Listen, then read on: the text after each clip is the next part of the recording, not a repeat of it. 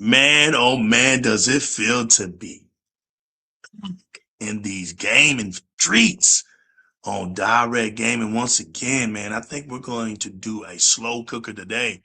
Plenty of things to talk about, plenty of topics to discuss. Man, what's Rez? How you doing, man? Good man. Like we never eaten so good before. I've been enjoying a lot of games. Enjoying playing a lot of co-op with you. We've been having a blast trying out a lot of these new titles that have come out, especially Cosmic Invasion, which we're going to talk about later. Life's good, man. If you're one of these people who are out here that are understanding what the next wave is, I just want to tell y'all right now. You know, I've been going mobile with my podcast and everything, so I've been moving around a lot. We move around a lot, but I want to tell y'all today that whoever is a part of this show today is on a special show because the new legal is doing his podcast on his Rock Xbox Ally X.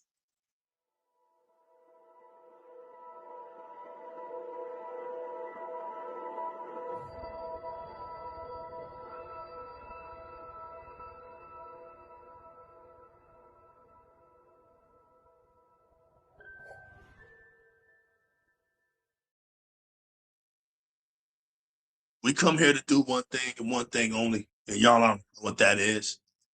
I don't think there's nobody out there in these gaming streets that represent Xbox harder than me. Just gotta believe that you're the best at what you do. And we're not here to regurgitate anything. We're here to get down to the basic of things, man. I hope that everybody had a great. Yo, Rez, you got something going on in your background, bro.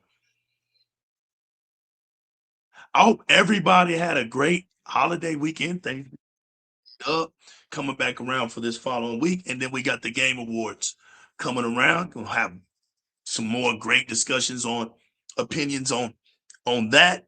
But before all of that gets ready and up on a good cold dish, because we already can see the game that's going to take over that bad boy.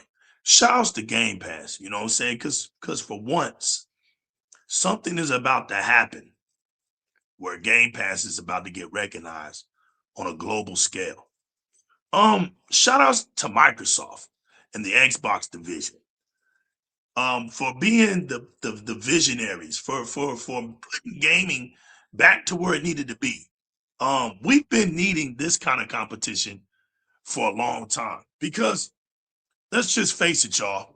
Having something on a closed platform is just not benefiting Microsoft's technology advancements or anything like that. Um, that's a software data company. So that empire right there has to infect as many objects as possible. It can't be closed in. Don't look at this and don't ever feel like, oh, you're weird or something because you're an Xbox fan because games are expanded from your platform. When that's been the case from the very beginning. Anything outside of Nintendo was just that back in the days. Um, you had games at your disposal. People play video games no matter what platform it was. The idea of not liking a platform because the game wasn't on it didn't exist in the original era of gaming. For Microsoft to bring that good sense of value back to the streets, that's what gaming is all about because it's going to leave you, right? The consumer, it's going to leave you, the consumer, now the ability to use your little brain. And you're going to see that, with capabilities, with value, with pricing, all the crow that everybody talked about, oh, I'll never go back to 30 frames per second, all that talk. Oh, it's all about performance. I'd rather do that than it is visuals. And I always used to tell people I'd rather have both because I'm not a PC gamer. I'm not here to play with the latency god. I'm not here to do that. That Moore's law, that's just what it's gonna be. You don't have a PC where it's just gonna be just that. Because you're gonna once you start tinkering on that bad boy, you have two options. You have resolution, you have performance. There's just no way they can get around it. Now, consoles are PCs too. The only difference is the console is optimized. It's fixed. It's whatever specs it says it is. And that's that. It's like pretty much with everything, right? You want to go out here and buy you a brand new vehicle, you look at the specs. Though you're not going to be able to customize that bad boy straight out the dealership. You're going to have to take that car to a customized shop and get it customized with customized parts and everything like that. The dealership is going to give you the factory premium parts. It's going to give you the parts that are specifically for that brand and that car. That's how things work. We live it and see it every single day. So it's like, you got to pick where you want to go.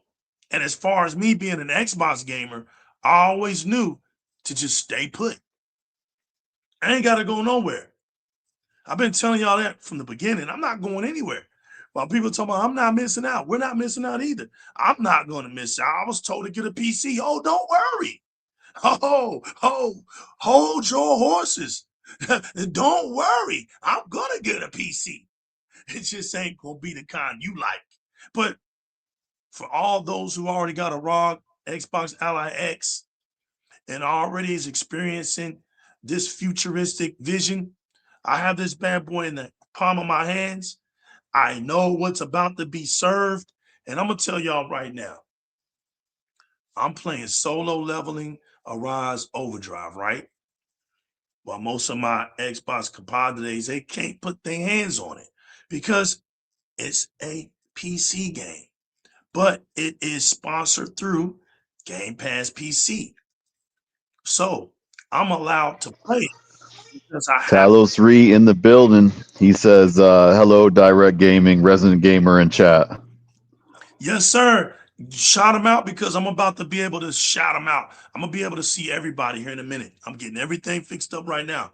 Shouts to everybody that comes in and day out. Shouts to the Mighty Chat Pat Generals. And listen, if you like what we're about, you know to hit the subscribe button. Hit that notification bell. Never miss a ones and twos while we get up on this stage and perform for you. Matter of fact, we invite the crowd to get up on the stage with us. We got this hood so green. It's beautiful, man. The Infinite Fortress is just beautiful. You grab a key, you pick a room, you get in there, whatever screen you want, grab some popcorn, sit back and chill. That's what this is about. We're going to get to it because we come to do one thing and one thing only, and that's to tell the truth, the whole truth, and nothing but the truth. So help us gaming.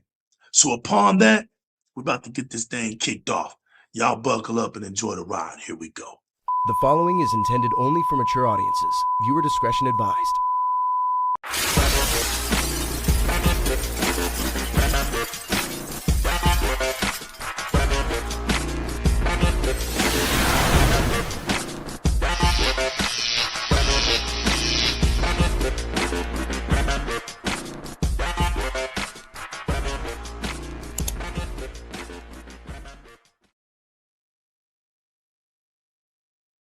If you have a PC, your PC is not coming fully optimized. Do not lie in these gaming streets because I have a PC that I'm using right now. It doesn't come fully optimized. I have to go to my armory crate and I got to scoot it over. And I personally got to put in the settings. Do not lie in these gaming streets. There is no PC that's going to come ready out the gate, optimized and fixed for you. It's not going to do that. This is why PC games come out poorly optimized. It is an open platform, so you cannot control the scenario in the PC realm. It's an open platform. You have no judgment. And this is why developers tend to enjoy making their games more consoles, because they can push the envelope to the specs required. The games come out fully optimized. They don't have to worry about, well, will it perform right on this platform, this platform, this platform, this platform. They already know what it's going to be when it comes out for that platform. PC will never be a closed platform. Never. That is not the purpose of it. So while yes, you can set things up, right? The beautiful thing about PC is that you can set things up. You can customize things, get things up to the highest resolution you want. You can get things up to the highest frame rate you want. But even with that, let's not sit and pretend that even that is limited to what your situation can offer you. All PCs are not the same. All Xbox Series X's are the same. All Xbox Series S's are the same. All PCs are not the same. This is why every PC gamer cannot speak the same thing. They do not share the same experience. We are not here to lie. But guess what? Guess what, Unlimited Production? Guess what? Day one, and a whole wide area of the whole world is going to experience when that next Xbox comes out, right? When that premium high-end experience comes to console for the first time ever in gaming history. In gaming history, there's going to be a console that will high-end perform like a PC. And it's going to have credentials, right? Because Microsoft is already in PC land. Look, PC land is not hard for Microsoft. It's not hard. So PC land is where Microsoft It's their comes home turf, right? Yeah, that's their home turf. Let's don't get this confused. Let's don't make it seem like, oh, this is going to be something hard for Microsoft to do. This is what they do when they sleep. PC is nothing to them. And guess what? For the first time, there's going to be a form where a device comes out and it's the same across the board. You ain't got that in the PC world. You have low end, mid tier, high end, this and that, graphics card, all of that. And you have people selecting what they want. You're not going to have to do that. And most people who have PCs don't even play at the high tier premium level. So we're not here to lie. Most gamers on PC play at 1080p, 60 frames per second, and they like it there. This is why when you see things, when you see games come out, they give you the minimum spec requirement. There's a reason for that. The minimum spec requirement, because they know majority of people is going to have that minimum spec requirement. They know that.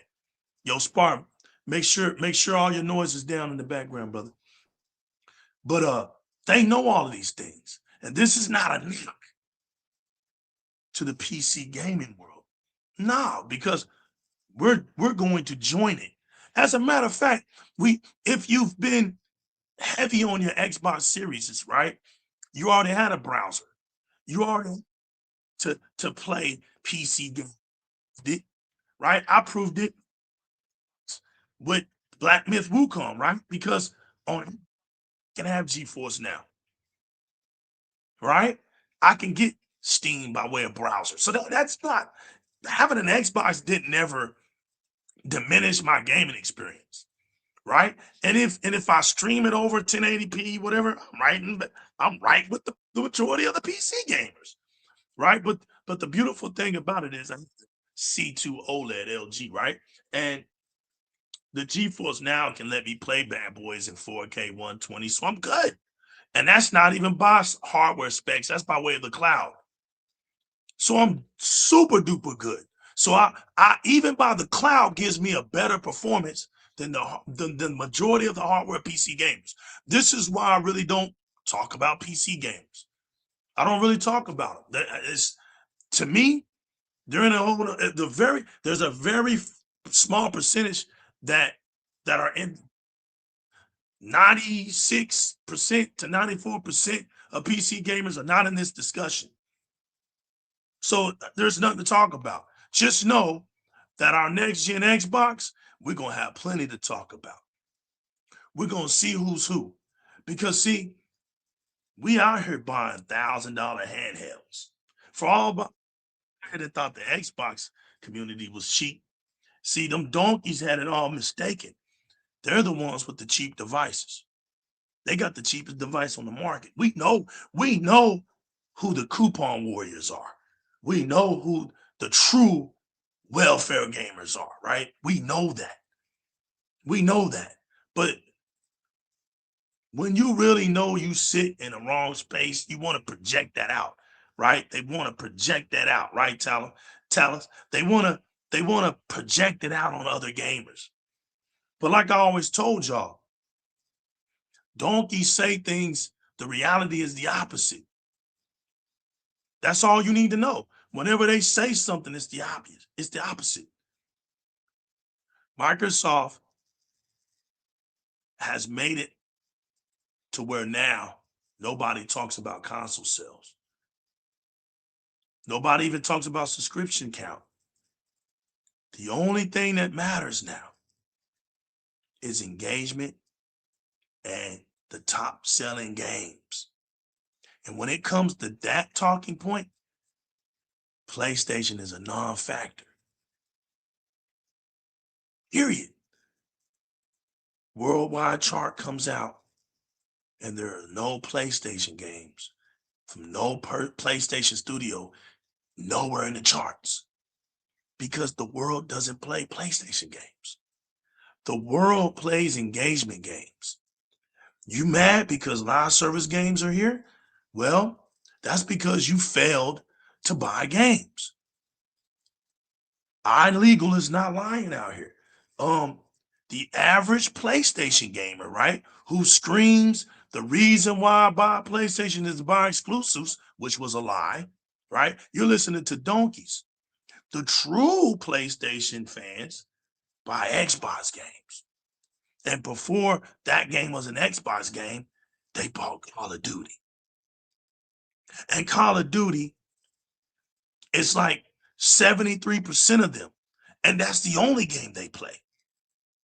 So now you take the rest of that percentage, and then they average one game a year. So think about it, y'all.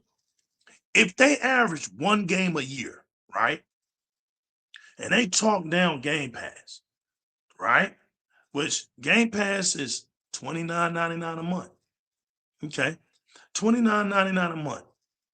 And we got what it was 500 games at our disposal with all the partnerships. If you get Ultimate, and they want to make fun of you because you have a plethora of video games to choose from when they average one game a year. Now, you think they're really going to buy one game that's a single player game and just play that game all year long? Nobody is that stupid. So we know, we understand Call of Duty is that game. I'm going to buy one. Yeah. And you wonder why now, as we fast forward this thing, PlayStation, right, as a company, as a business, they do their checks and balances. And guess what they notice? Well, if we just do one AAA game a year, Res, Spartan, Chat Pack, it won't hurt the fans because that's what they do anyway. So notice how Microsoft can't do nothing like that. Microsoft can't do one AAA game a year. That's impossible. That wouldn't even make sense. That would be, let's close the doors, shut down shop, and let's get out of the gaming division. Because making just one game, AAA game a year, wouldn't even make sense to Microsoft, but it makes perfect sense to Sony. And the sad part about it is, Sony's not doing this by default. They're doing it because of things not working right. So they're forced to do this. They don't have another option. This is how they get by now. One AAA game a year. One AAA game a year. Seriously, you think that's bringing value to gamers? When PlayStation is a certified third-party console, this whole notion that we buying a PlayStation because of its exclusives, that's what's dead. That's a dead narrative. It's no more. We don't talk about Xbox over here like that because we don't hold Xbox to the PlayStation standards. Xbox fans ain't worrying about, oh, well, our game is over there and our game is over there and our game is over there. It doesn't matter to us because our controller is the premium feel in gaming. Our controller. So we don't even want to play on a PlayStation controller. We don't want to play on a Nintendo controller. The Xbox controller is the premium felt controller in the industry. That's why you see anything that's premium built in the controller is customized. It's basically built like an Xbox controller. Just like my man Talos Reed just said, the donkeys play Twitter, not games. That's where they live. That's where they live. They live over there. But that's, like he said, that's the donkeys. The real PlayStation fans, they're playing. They're playing Call of Duty. You see it every month in the United States of America. Every month. There's no mistake. So now that Xbox owns Call of Duty, look how beautiful PlayStation fans making sure that Xbox will be in the future, no matter what. Unlimited Production says Xbox hasn't been perfect, but they give me everything I need in gaming. I have no need for Nintendo or PlayStation's archaic consoles. Facts. That's facts. They haven't been right. None of these companies have been perfect, but I've planted my feet down in these Xbox streets because I knew where's the incentive if I go somewhere else. You can't bring up PlayStation to me and tell me to buy the exclusive games. I don't want to play those boring games. I don't want to play those one and dones. I beat that game. You know, this is why a lot of times people with the PlayStation brand, they just wait 5 to 6 years and then they buy one. You know why? That way they have a decent library of exclusive games, they feel, and then they feel justified. Well, that's fine. But we over here on Xbox, we day one gamers. We get the console, we want to play now. We don't want to be sitting around waiting and build up a lot. We play. We play. And now, why is it that people want PlayStation to be like Xbox again? I thought Xbox is just trash, you know, because that premium incentive of having storefronts, all of Xbox is going to look real good in the next 2 years. And as much as you can hate on Xbox, you got to admit that this thing is going to look very good in the future. So when you think about it, this is why they want PlayStation now to have an OS all of a sudden. They want Sony to have a major operating OS, because I want to let everybody understand the reason why Steam and all of them forefronts can be able to come over here on Xbox, right? It's because they have a major OS. It's called Windows. Windows been over there. Windows been over there on Steam. There's no Steam platform without Windows. Period. Zing said, I disagree with Unlimited. The Xbox is Hey, you can't say that out of all three companies, Microsoft hasn't offered you more games, more variety of games, more value in the amount of games they give you, and day one first party releases in the past 2 years. You can't. I mean, it's just been phenomenally high on all aspects. You're getting more than your money's worth and then some.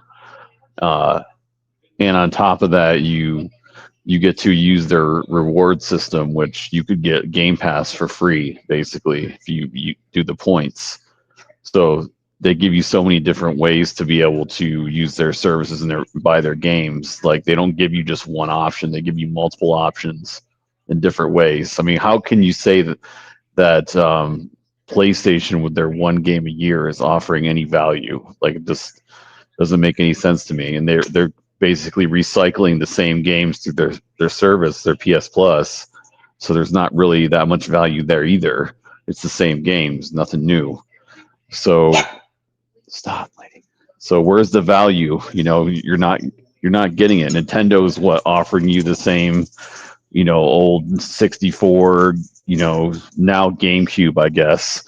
But these are like 2-3 generation old games. Like, it's not the same value, and it's a lot less games too compared to PlayStation and Xbox. So, yeah, I would say, Famo, that they've been doing phenomenal last 2-3 years, and I think they're only going to go stronger. Man, I want to say shout outs to Tim the Sorcerer. I haven't seen him around in our streets, man. We want to say shout outs to everybody in here that's caught our eye. We have not been familiar with you. We want to say thanks for coming to support the channel today, man.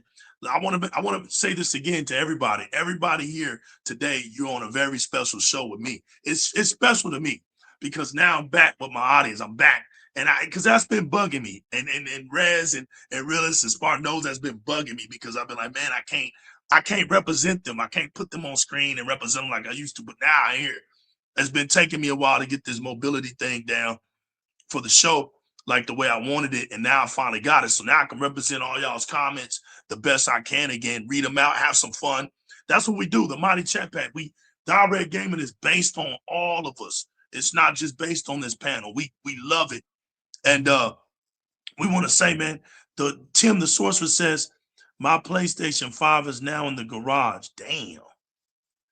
Man, he said he garage, fam. So I probably wait on Ghost of Yote to come to PC. I mean, what's the reason? What's the reason to go to it? There isn't any. I mean, it's just collecting dust for a lot of people. Get the Ally X. You'll be able to Steam it. Hey, what's up with this PlayStation 5 getting a new? It's the funniest thing. The new liquid cooled. Yeah, this is their third or fourth redesign, and they finally fixed their thermal, their liquid metal problem. Yeah, right. Because other Zinc people like other Zinc know. When I very first did this, when I very first set the alarm, 5 years ago, nobody wanted to believe me, right? So it's just funny when every time I see that, I laugh because I tried to tell them that this thing was poorly engineered. This thing is not really what it says it is. The parts and everything are all generic. They're going to be using parts from all over the place. There's really no console the same. It's just crazy how 5 years later, over 5 years, that this thing is still happening. You know, they're still revising it because I'm telling y'all, that's a red flag, right? The whole PlayStation 5 Pro, you would thought that that's really what the PlayStation 5 was supposed to be, but this thing, the PlayStation 5 Pro is not even living up to its hype. It can't even perform the way, you know, it lives up to its name, Pro, right? So you're looking at, like I said, you're looking at two of the visionaries. You see that Microsoft has come out boldly, right? And with all kinds of boldness, that gonna be a leap of generation. They came out and already said it. There's not a PlayStation fan on earth that can fix their mouth to say anything like that and be 1000% confident and trustworthy in their soul when they say it, because they know Sony cannot mess with Microsoft when it comes to technology. Shout out to my man Wolf Sheep. I had a PlayStation 5 Pro since launch with two DualSense Edge controllers and two Pulse Elite headphones. I barely use it. I am mostly on my Xbox Series X and my Xbox Ally X with the Nintendo Switch 2. You know, y'all gonna have to stop. Y'all gonna have to stop buying these PlayStations, man, and giving it a bad name. Y'all gonna have to get out of here when you buy these PlayStations, man. Y'all gonna have to start representing, man. Tim the Sorcerer says, he may in 2027. Sorry, not want to brag. Heck yeah, I'm telling you, look. I think part of it is people are starting to see that PlayStation can't make good hardware. Not to the level that Microsoft can. And you're seeing it too with the performance analytics that we're doing with a lot of the games. Most recently, the Silent Hill 2 remake is actually looks better and performs better on the Series X compared to the Pro. And people start to notice that, you know, the more games that happens, the more that people see it, they start to doubt, you know, they start to see, oh, hey, maybe this isn't what it was hyped up to be. Maybe PlayStation consoles aren't as good as we thought they were, you know. Then they start playing on the Series X, and then they realize that, hey, there really truly is a difference, because, you know, we know about the tech, right? We know about the advanced features, right, that are built into the silicone and to the board. But a lot of people aren't familiar with that, and they don't know the technical jargon. So they don't know RDNA, you know, they don't know what it truly does. They don't know what work graphs does. They don't know the intricacies of the video GPU tech. So that's where Microsoft really stands apart from Sony. Is they just have the most advanced video technology out there in terms for graphics for gaming. And we're going to see that even bigger, Famo, as you know, with the next Xbox. Like, you know, people starting to see the difference now, but when that next Xbox comes, it's going to blow people away, I think.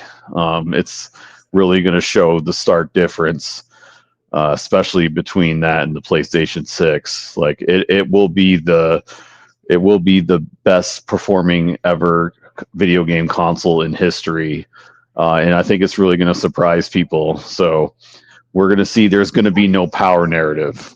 There won't, because they won't be able to talk about it, because there will be no comparison, you know, between them. You know that. So that's my say on it. Magnus, man. It's Magnus. Yeah, Magnus, because it's going to be yeah, it is. It really is. And it's a game changer. People are starting to see now that, hey, this Windows storefront with all of these, having access to all my games, being able to play across anything, any device, like cross save, cross buy, you know, you buy it once, you get it on all these, you get to play it on all these devices. Like, Nintendo and Sony aren't offering that right now. So, and you can tell I don't how think tight Sony is by them saying that we can't max out graphics no more, so don't expect any more out of the PlayStation 6. That cracked me up. Those Spartan, good stuff. Those guys are broke. That right there, I love that. That right there, those are the red flags, right? That's you gotta listen to Sony. You gotta listen to him, and he's exactly correct. That's that same language, Spartan, when they were talking about the price. Remember when they started talking about, well, you know, we're going to be cheaper. We're going to, you know, okay, because look, the problem with Sony is they contradict the reality. You're talking about being cheaper, but you put which is 600, which is over 700 some dollars. First, let's don't get it confused. First, same hardware, few upgrades, over $700 console. First, right? They don't have a way of making sense of the PlayStation. If you're going, Mike, what I mean by this is the next Xbox, right? And let me go back a little bit before, because Spartan nailed it.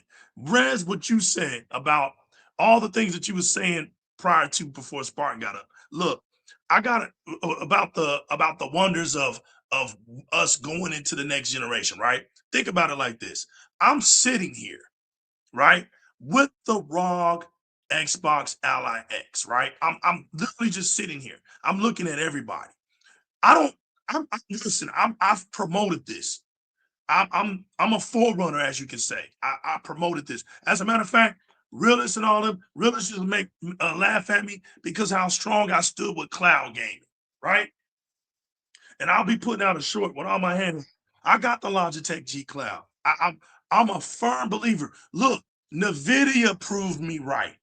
Okay, NVIDIA did it because but listen, I'm talking about mobility execution. I'm not talking about the best place to play your video games. I'm talking about mobility execution, right? And I'm not talking about the Nintendo version of it, because I'm not talking about anything low powered or playing video games at a lesser performance. No, we're talking about Xbox. So I got a standard. I got a standard, right? I got a higher standard. So if I'm talking about Xbox, I got a higher standard. I'm not just sitting up here just talking about some low graphic resolutions and all of this stuff for the sake of mobility. No. NVIDIA proved me right.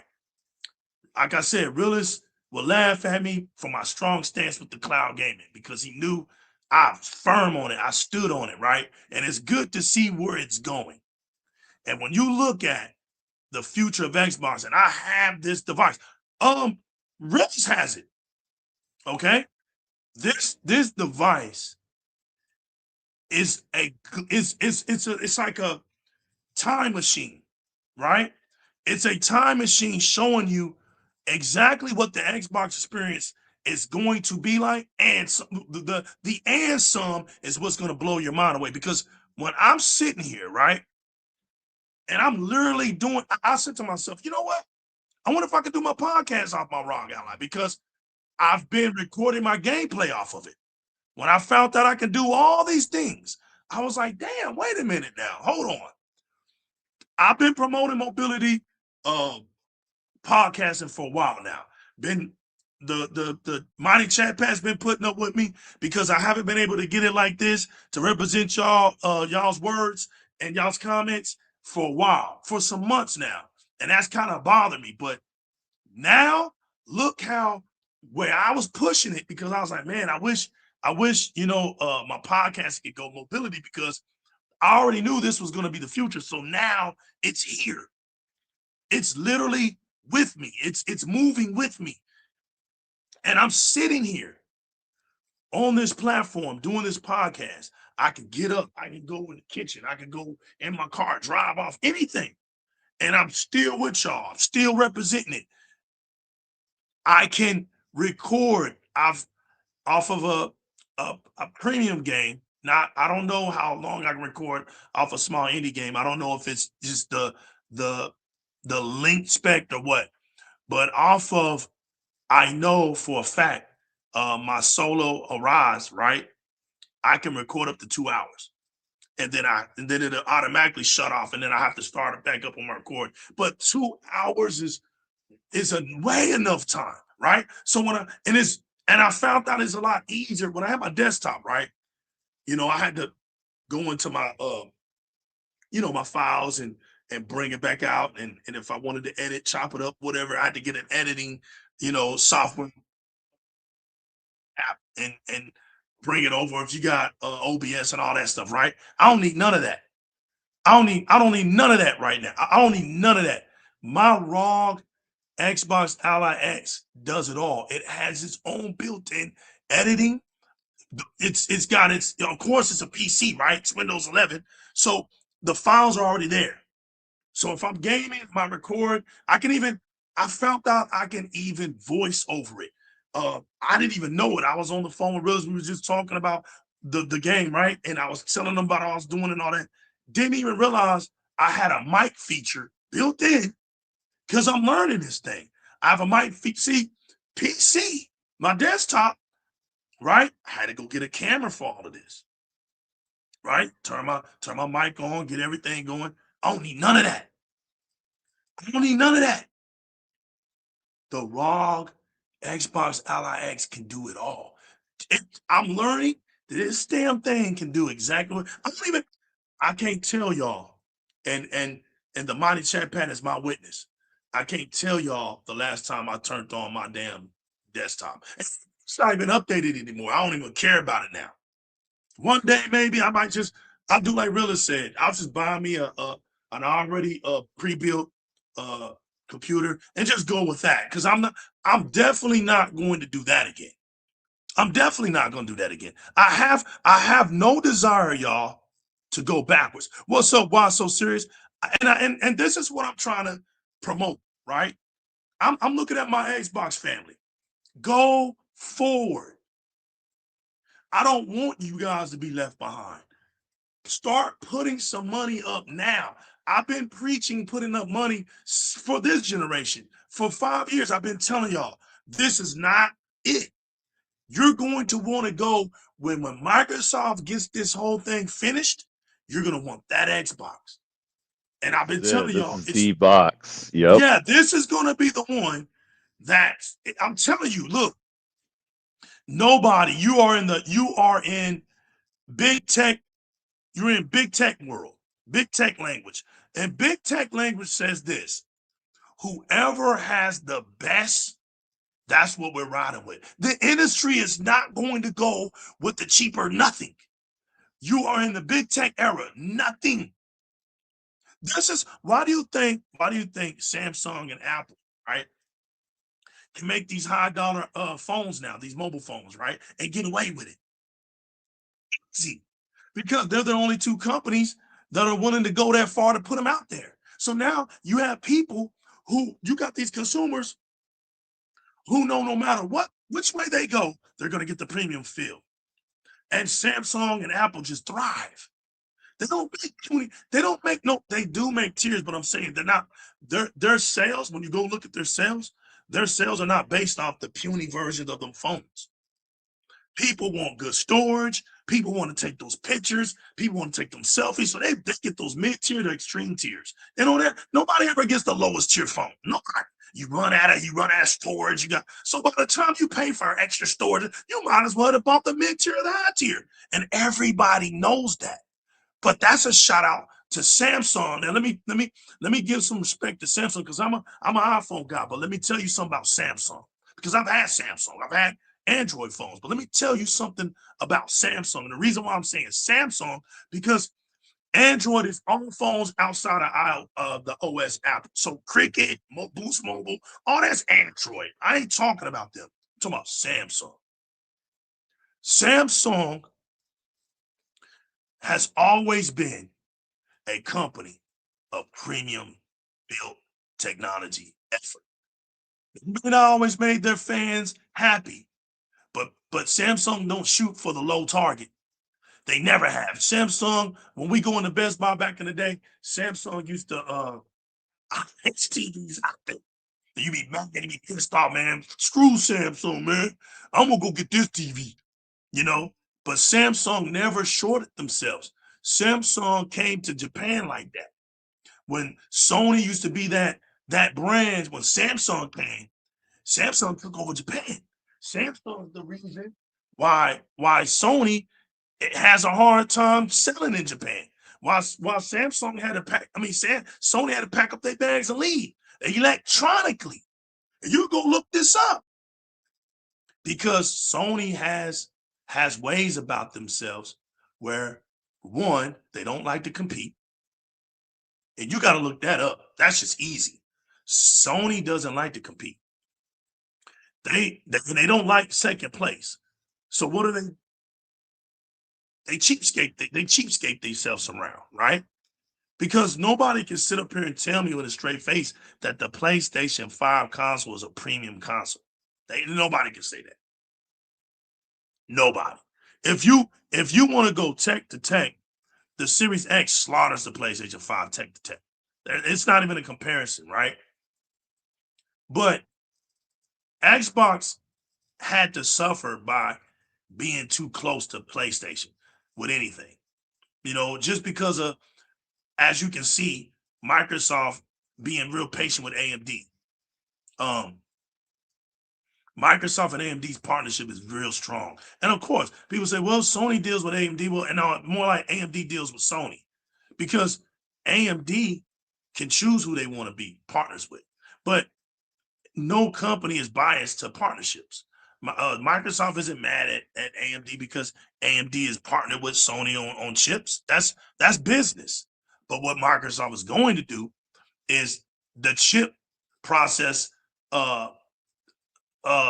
customization that they want. Now that's what's different. As we know, the PlayStation 6 and the next Xbox are not going to be the same chips, just like this one wasn't. And so Microsoft is going to dump that money. Look what's going on with AMD right now. I mean, now the industry is looking at AMD, not NVIDIA. I told you, because that's what the industry goes off of. Whoever can make the better product is what the industry is going to move forward on. You go look it up right now.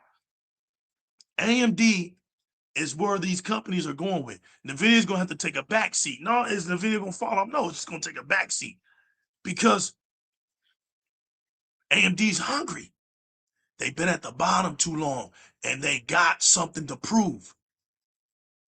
Lou and Spencer got something to prove. And sometimes patience wins out. You can't just build, an unstoppable juggernaut fortress, right? By just putting stuff out there. Everything's got to be fitting in the right pieces. The Xbox is the future. It's the future. And there's nothing no hater can do to stop it. It's just simple. This isn't even up for debate. You see it. It's not even up for debate. It's not even an argument. Is Xbox going to take over the gaming market? Yes. The future analytics already state that it is. It already claimed that it is. And now that great philosophy that I said, no matter one day, no matter where you go, no matter where you look, that when they mention gaming, they're going to have to mention Xbox. Look what's happening right here in my state of Texas, right up the highway, Frisco. Xbox is going to be sponsoring the college football game. You're going to go up in there with the tickets, and they'll probably have merch and all kinds of stuff, all kinds of Xbox personnel up in there now, and they got the sponsorship brand. Who would have known that college football would have Xbox on their screen? I'm telling you, who would have known? But everybody knows that Microsoft with Xbox were the start of great companies like 2K. 2K started on X. Well, it started off of Sega, but I'm just saying, when Sega fell off, Microsoft took that banner and they kept going. One of the greatest games that ever happened was a sports football game that ever happened on the OG Xbox, and then it was NFL 2K5. To this day, that football game is revolutionary. To this day, and the belief of it being so good that it was so that they put it out on the market to sell it for $19.99 was ridiculous. It was such a threat to Madden that Madden had to get the license and destroy that game. It was such a threat. So you're looking at Microsoft going through this leader, that leader, this leader, that leader, and of course they anybody outside of Peter Moore, that didn't deal with consoles. Who you think was dealing with Xbox? The Windows division people. So you got to look at it. Are we going to keep trying to get PC people to understand the culture of consoles? Or are we going to finally just say, you know what? Let's bring what we know about PC to the console for the console gamers. Because console gamers, their history is not console war, right? Because it's not a console. They're not in this thing called console wars. They wanted to get in here with their master race stuff, and it was corny. They look goofy. Like, get out of here. You know what I'm saying? Nobody in PC's talking about what rigs they got. I got a better rig than you. Nah, man, that's what we do over here. And so you got to look at it. We had people who they ain't going to get down with that. Phil Spencer ain't going to get down with that. His language is leaning more towards PC gaming. Sarah Bond, when you listen to her, when you listen to her upbringing, when you listen to her and her dad, her memories, her fondest memories was PC gaming with her dad. So you don't expect people from a different side of gaming in that culture. And I'm not saying they didn't have consoles, but let's be realistic here. All gamers have a preferred platform. That's just bottom line. And it's simple to see that their preferred platform was PC gaming. So why not say, you know what? We have this Windows 11 that we've been working on. When Satya Nadella took over, They wanted to, he secured Xbox by putting it under the Azure umbrella. And you can't touch it. You can't touch it now. Nobody's gonna touch Xbox. Now you look at it, it's under the protection of Windows. You're not gonna touch it. Microsoft wants you to be in a place like my man Willis did. It's just incredible, right? Because he said it before Matt Booty, and it's incredible. Xbox wants you to be right where you at, and they come to you. You know, they want to be a visitor to you. So soon, if you have a desktop, right? Guess what? If that's all you have, you don't have to buy an Xbox because they're gonna put it right there on your screen. If you buy Windows 11, guess what's gonna be on your screen? And how do I know this? Right? I know legal just be talking. I'm not talking out my head, because the beautiful thing is, how do I know this? Because I got this device in my hand. I'm telling you what the future looks like. When you know how the donkeys were trying to tell us, oh, it's not an Xbox handheld. I said, you know what? Don't ever listen to somebody that don't have it. I'm telling you right now that this handheld is an Xbox handheld. Guess what it's powered by? Windows 11 PC. It's as simple as that. This handheld, the feel of it, the controller aspect, touch of this handheld has nothing to do with PC. The other ones, see, they're flat, nothing. There's no handle grip. This thing is nothing but a damn Xbox controller, an extended Xbox controller. It's for the Xbox gaming experience. This is technically a Xbox Cloud handheld partnered with ASUS with Windows 11 PC gaming capabilities. That's basically what this is. This is not first party Microsoft exclusive handheld coming straight out of Microsoft. This is why I can't play my full Xbox library. But guess what? The Xbox streets have announced what they design. And the worst thing that the donkeys didn't want to happen, that's why they celebrated we were still in cloud. That's why they were laughing and all that, because they know that when that Xbox handheld comes out and it's everything that we ever owned, right? Even Sony knows this. That's why they look goofy coming out with that feature now for the Portal. But guess what? You have to buy the in order to have, and it's some of your PlayStation 5 games at that, still garbage. And you want to know what's funny? How the donkeys came up on Twitter and they all of a sudden they started pulling out their portals out of the trash cans, right?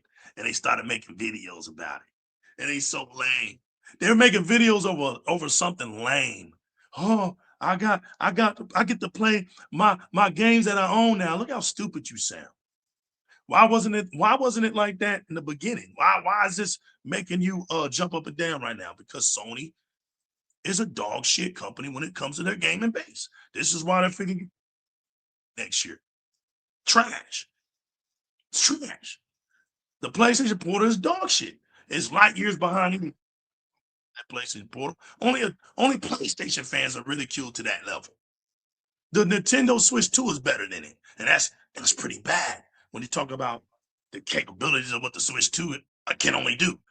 They run circles around that damn thing because you could take it further than that Portal, way further.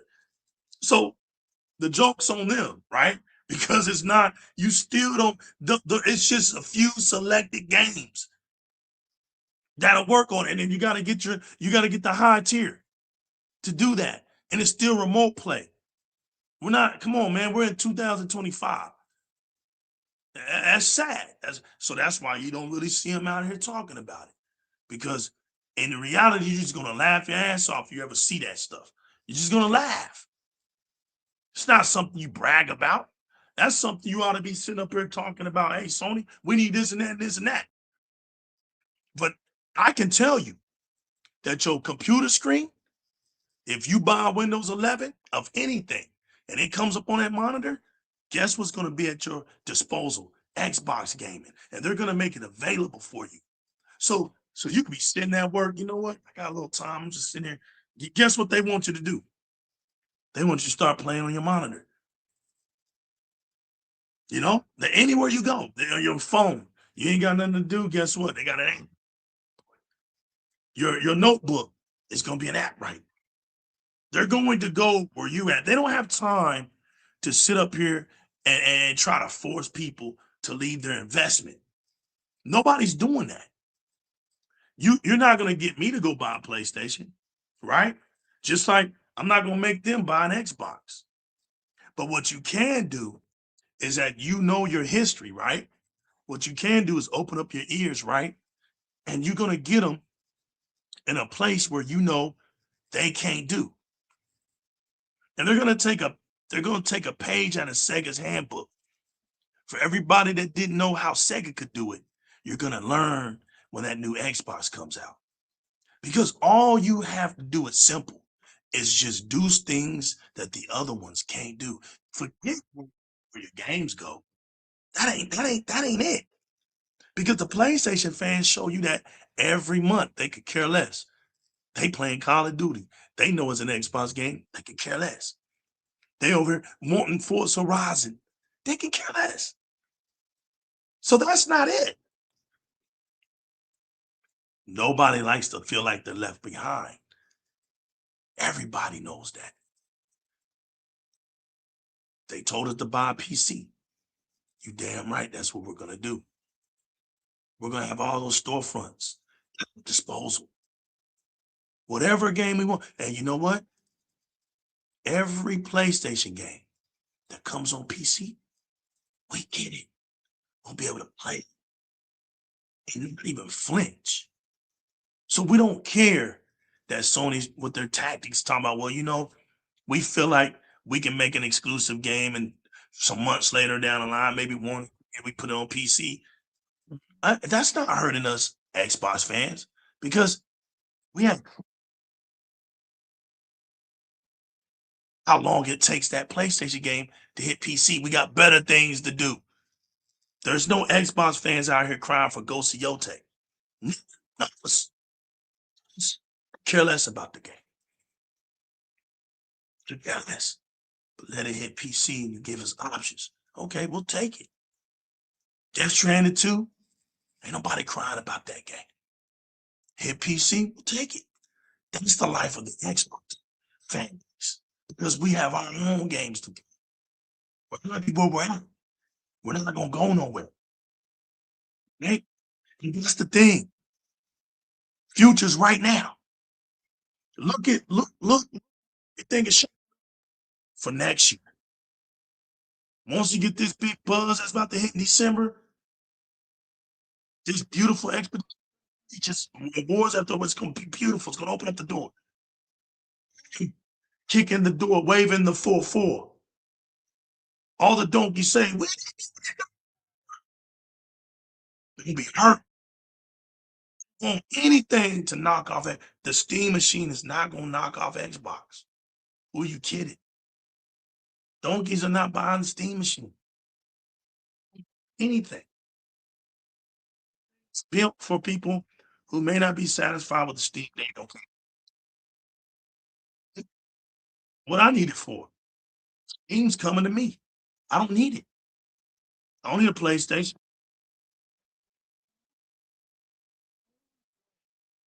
Makes me have to go play their games. I don't even want those anymore. So I'm good. Raz, Realist, Spartan, Chat Pack. I'm good right where I'm at. I don't need nothing else. The premium gaming experience is about to be here, right? That's what everybody wanted, right? You told us to go PC, right? We ain't gonna change that narrative now. You wanted the premium experience, all right? We're about to get it. Y'all don't want that, man. Y'all don't want that. Y'all don't want, because that PlayStation is just gonna be a bridge for PlayStation 4 and PlayStation 5 games to walk across to. I'm here to tell you the truth and nothing but the truth. So help us gaming. I'm not gonna lie to these donkeys. It's just that simple. PlayStation like Spartan said, have already gave you the red flag. They already told you they ain't want to go beat. They don't want to play the expensive game. They've already directed their, and now they want to go and direct their attention to Nintendo in Japan. That's suicide mission. Oh, we're gonna go to Japan, and we want to be over there with Nintendo. Good luck. Good luck. Get you nobody's taking Sony seriously. Get you some live service games out of your first party studios first, and have them to sell and not flop first. Then we'll take you seriously. But we're not listening to Sony talk about they're gonna go over there in Japan and compete with Nintendo when they can't even get a damn live service game running on their own damn platform. They can't even get a legitimate multiplayer games that people want to play on a regular basis outside of Helldivers 2. Come on, man. And Helldivers 2 is a multi-platform game right now. Because Sony's not dumb, right? They know. Exactly. Exactly, Rent. The Steam machine is niche. It's being sold to the same Steam Deck audience. Facts. He's right. It's not nobody. Look when it came out. Look how fast it's going. It opened, grand opening, grand closing, and I'm talking about in the mind share of gamers. Nobody's talking about it because I'm gonna tell you why nobody's talking about it. The minute they said they're gonna price like a PC, look how them pockets got. Those pockets with this fake digital money in it disappeared, and all these crickets just started moving into those pockets. And you didn't hear nothing else about it no more. You don't hear nothing else about it no more. Am I lying? Hey, give me some current Steam Deck news. I mean, the Steam Machine news. Give me something current. Give me something that hasn't been heard of right now. I dare you. Go find it. Point proven. There's nothing to talk from. Go ahead, realist. What? You got PC players. Is it PC Oh, hey, realist. I don't know. Hey, I don't know realist. what. Yeah. Okay, there you go. Okay, you're better. Go ahead. You're in a good spot now. You sure it's me, man? I ain't even moving. I told you I'm at the softball park. Look, You're good. PC players can't even hype up the Steam machine. Like, I don't know why people thought that Valve was going to somehow subsidize Steam Deck when Nintendo, Xbox, PlayStation, all of them. So, fans that is Realist, immune to what's breaking going up. on with this whole RAM situation.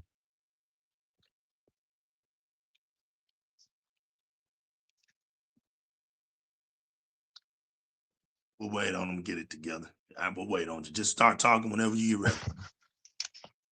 I'll let you know. Bro, I'm There here. You go. Okay. So it sounds better now? Yes, sir. You sound real clear now. Go ahead, brother. Man, you get this delay in your response. Anyway, I just put the other earbud in. We're gonna see how this works. But for some reason, PlayStation fans think that Sony is immune to this whole RAM situation. Like hardware prices are about to go up around the board. Things that you don't even know operate on RAM are about to go up in price. The Steam machine is not for the console. It's not for the console war. Like we as console players, if since Xbox wants to be involved in a hybrid fashion, all right, we can introduce the Steam machine. And so at that point, if we talk bad about PlayStation and how PlayStation can keep up with the Xbox Series X, then the Steam machine is a done deal. We gonna only talk about the Steam machine when it comes to the little bro, to the Series S, because that thing is really, but it's not for players on console. When you listen to Steam, they're not even talking about consoles. They're talking about these dudes running these 15, 20-year-old PCs that have been playing World of Warcraft and all these old strategy games that they don't need to upgrade. That's their market. It's not the console market. So you're not going to hear much about it. It's just the Valve fans are, I guess they're us. They're a loud, vocal minority. And they want Steam OS, Valve to overtake Microsoft so bad. Well, Microsoft's somewhere over 80% market share when it comes to Windows. The 1 or 2% of people that use Steam are of no effect to Microsoft. And for whatever reason, they think that if they say it enough, that people are just going to leave Windows alone. Microsoft actually, for once, did get left in the dirt, in the dust, because the Steam storefront, like Microsoft kind of abandoned PC, but everybody else did. Like all the major publishers, they stopped putting games on PC because of piracy. Even Xbox, Microsoft, they didn't put the games on a lot of games on their day one. Majority of them weren't day one, and then they finally all came back. But Microsoft coming with this full screen experience is right on time. This will be one of the few times that they didn't get to something that's so late that it's of no effect. Them coming out with the full screen experience is perfect timing, because the Steam machine, it's not really taking root on anything. Steam OS, Linux is not really taking on anything. But in time, it could take more of a market share. But they're getting ahead of it. All of the bloatware doesn't matter. The people that cry about Office and all these other things running that boot up, it doesn't matter, because full screen experience basically hibernates those apps and gives you access to extra RAM while you're playing your games. You have to completely. This is something that I said on this show years ago. They just need to be able to have that stuff just off to the side. They need to be able to give you a dual boot option in Windows, but they did one even better. You don't have to dual boot. You could just swap between Windows desktop mode and Xbox full screen experience mode. That's something that they should have been doing a long time ago. Steam should not have been able to, but look, I mean, Gabe came from Microsoft, so he knew exactly what to do once he got out there.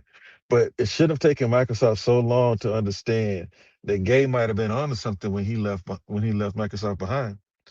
And now Steam is pretty much running Windows when it comes to game sales, and Microsoft's got that fight. This is why they can't give up on Game Pass, because that's the one differentiator that they have from all the other storefronts. I mean, you got Ubisoft Plus and EA Plus, but none of those subscriptions are going to offer what Xbox offers. I'm done on that Steam thing, man.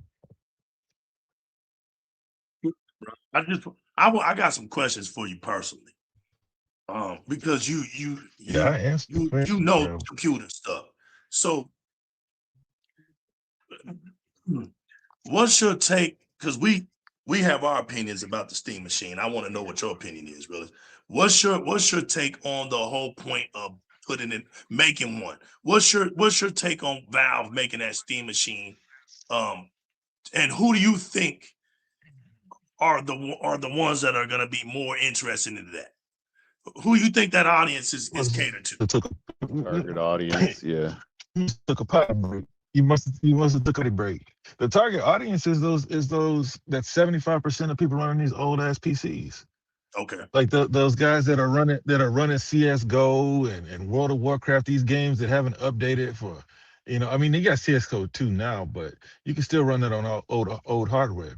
But the only way that this is gonna really become a win for Valve is if they could somehow get this to be the minimum spec, because developers are still developing for that hardware, the old hardware that these guys on these old PCs have been running, like 900 series cards, and we in the 5000s. Like they're still making games for i3s and i5s, like that. They're gonna have to somehow get publishers to bypass this. I know Sony tried it, and then they pulled away from it because you can run Ratchet on a memory card. you know, uh, what is some of the Bethesda games, they require SSD to run. So they have to do something to get these people on this old hardware to upgrade somehow, because they're the ones who are really holding back gaming. All this talk about Series S or PlayStation or even the Xbox Series X to the major idiots out there, if they can't get the minimum spec raised, then developers are going to still have to develop games to run on that old hardware, and that's what the Steam machine is for.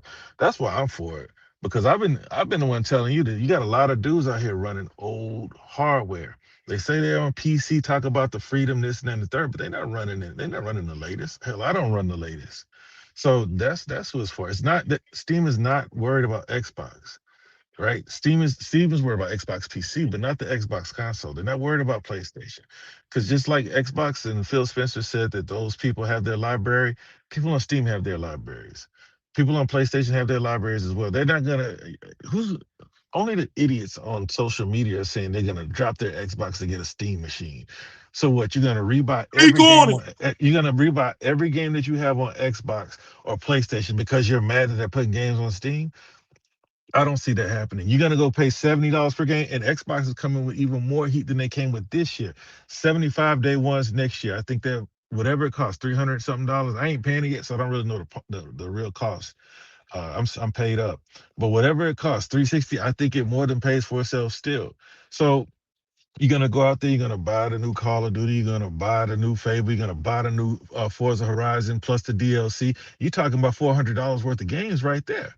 So that's what Microsoft has. That's what Steam is looking at. Like I don't think Steam really wants Game Pass, but I think that if their consumer base asks for it, but I don't see them asking for it because you can get on Steam and buy a bunch of games. And if you just care about games, you don't care about playing the new games. That's what a lot of these dudes do. Like their survey, I think it was last year when that survey came out. When you have the people that buy games, they're not playing 80% of the games they buy on Steam. It's just they just buy games because it's a good deal. That's why when PlayStation fans will bring up the sales of some of these games, oh, it sells 20 million. Yeah, it's gonna sell 20 million after 10 years. How many times they sell that game for 9.99? Then it starts to hit those numbers. That's why these games are going multiplayer. You can't just look at the sales, because if the sales were just the sales, they wouldn't have to go to other platforms. The only one who can hold the line for years is Nintendo, and I'm done with them. But that's what it's for, legal. It's not here to go head to head with console, because otherwise they would have came with better specs. This is another thing people need to understand. Steam has a strong PC presence, but they're still smaller than Nintendo. So they're not going to be able to compete with Microsoft and Sony with hardware, or even subsidy or bulk ordering. You know what I mean? Because even though It's not even the point, right? And that's not the because point, right? Yeah. what's not the point? Of competing with them with that, right? That's not the No, point, right? they're not trying to, and it doesn't make sense for them to, because you're not going to flip Xbox fans. You're not going to flip PlayStation fans like that. You're not gonna flip Nintendo fans. Like even with all the complaining that the piracy on Nintendo, I mean, they said they had a million sales lost on PC. Like that in the grand scheme, that's little for Nintendo, but they want that money too, because Nintendo is about to be the one that's getting left behind.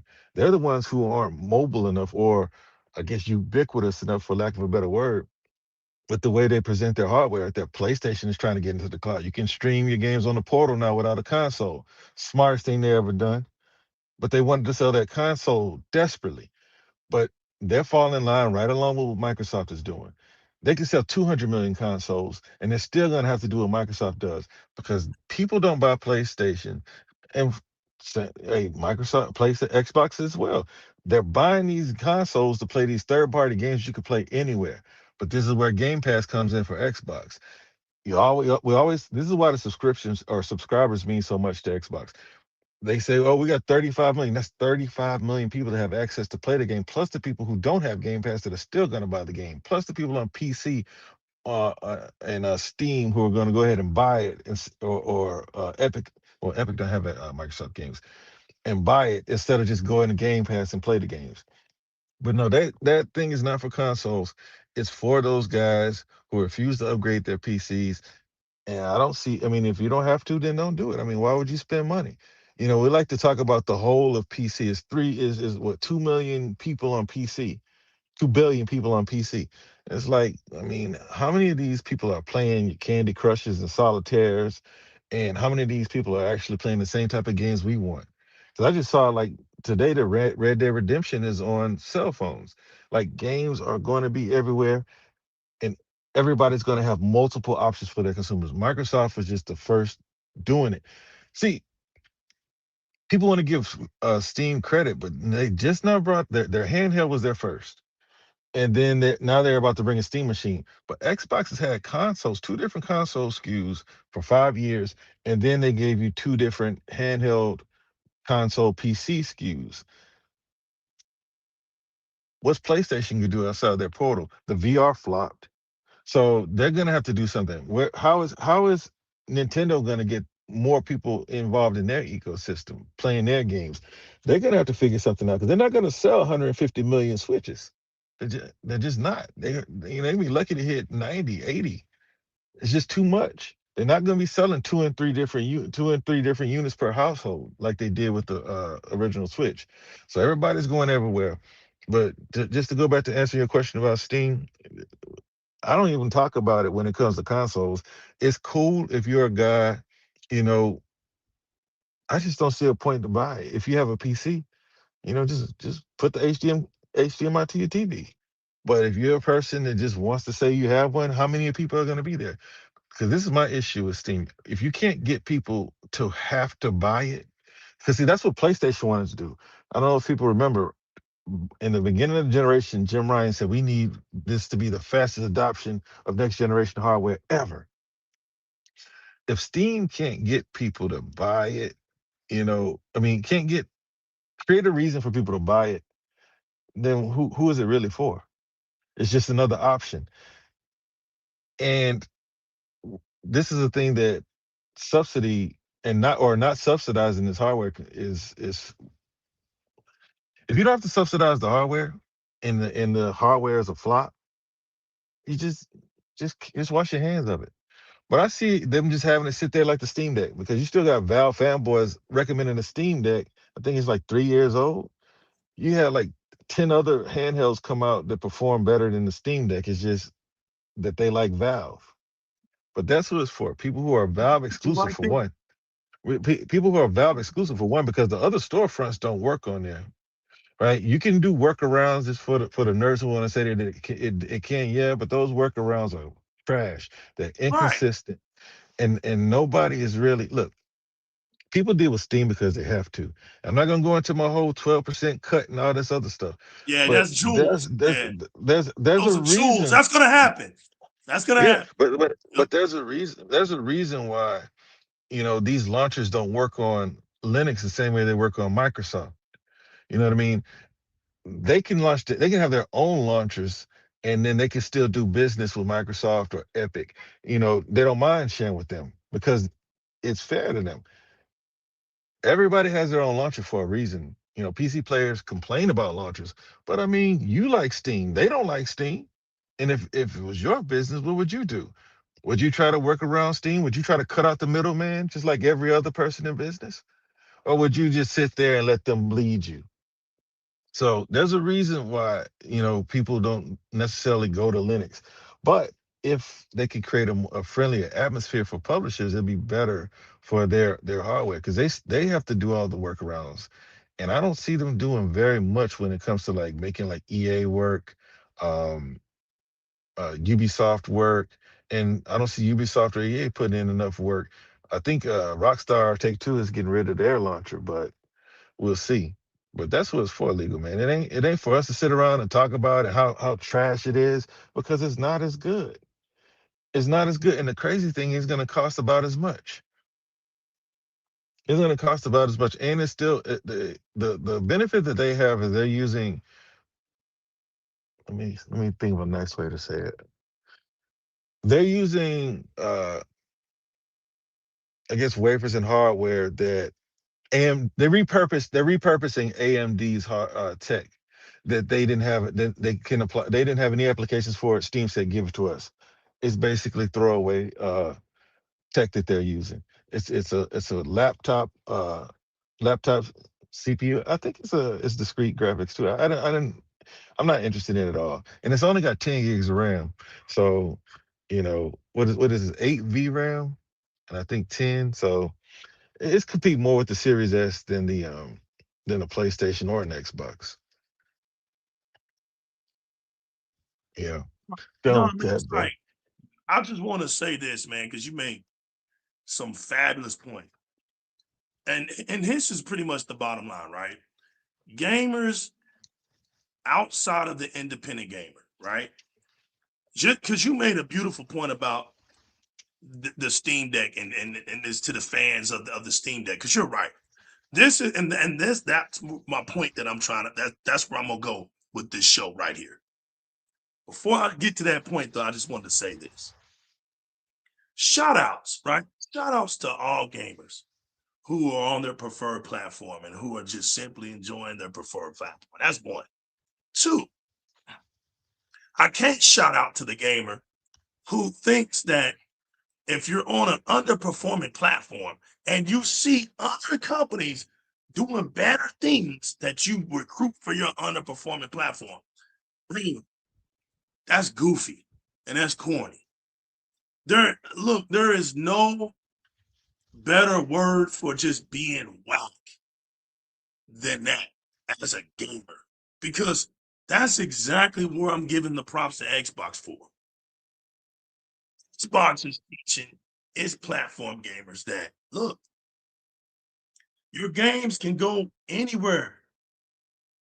It does not compromise your great fan, right?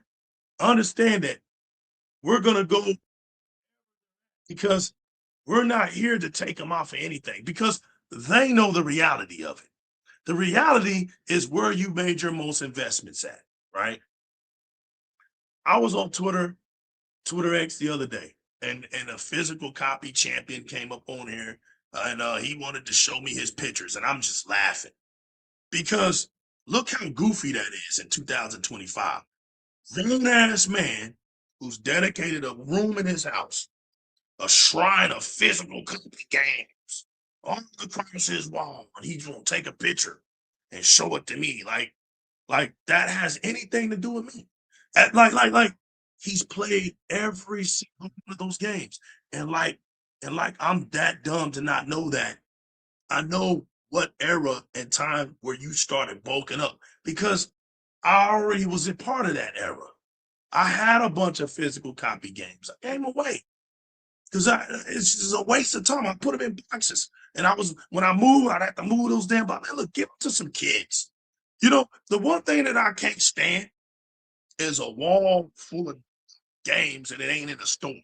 How goofy does that look? What good is a video game, right, that ain't being played?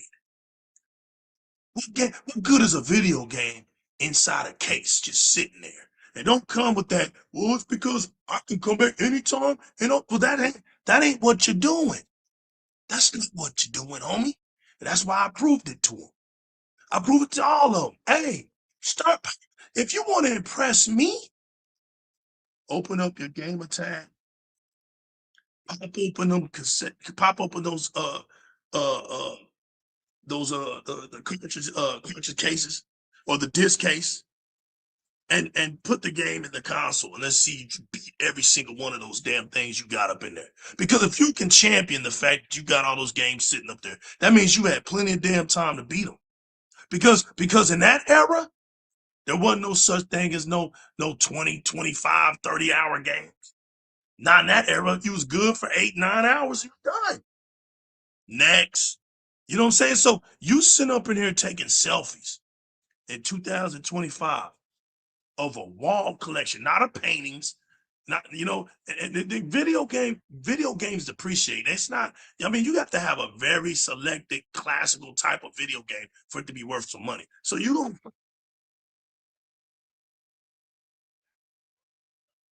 right? And let's not prey on the fact that your house could burn down, right?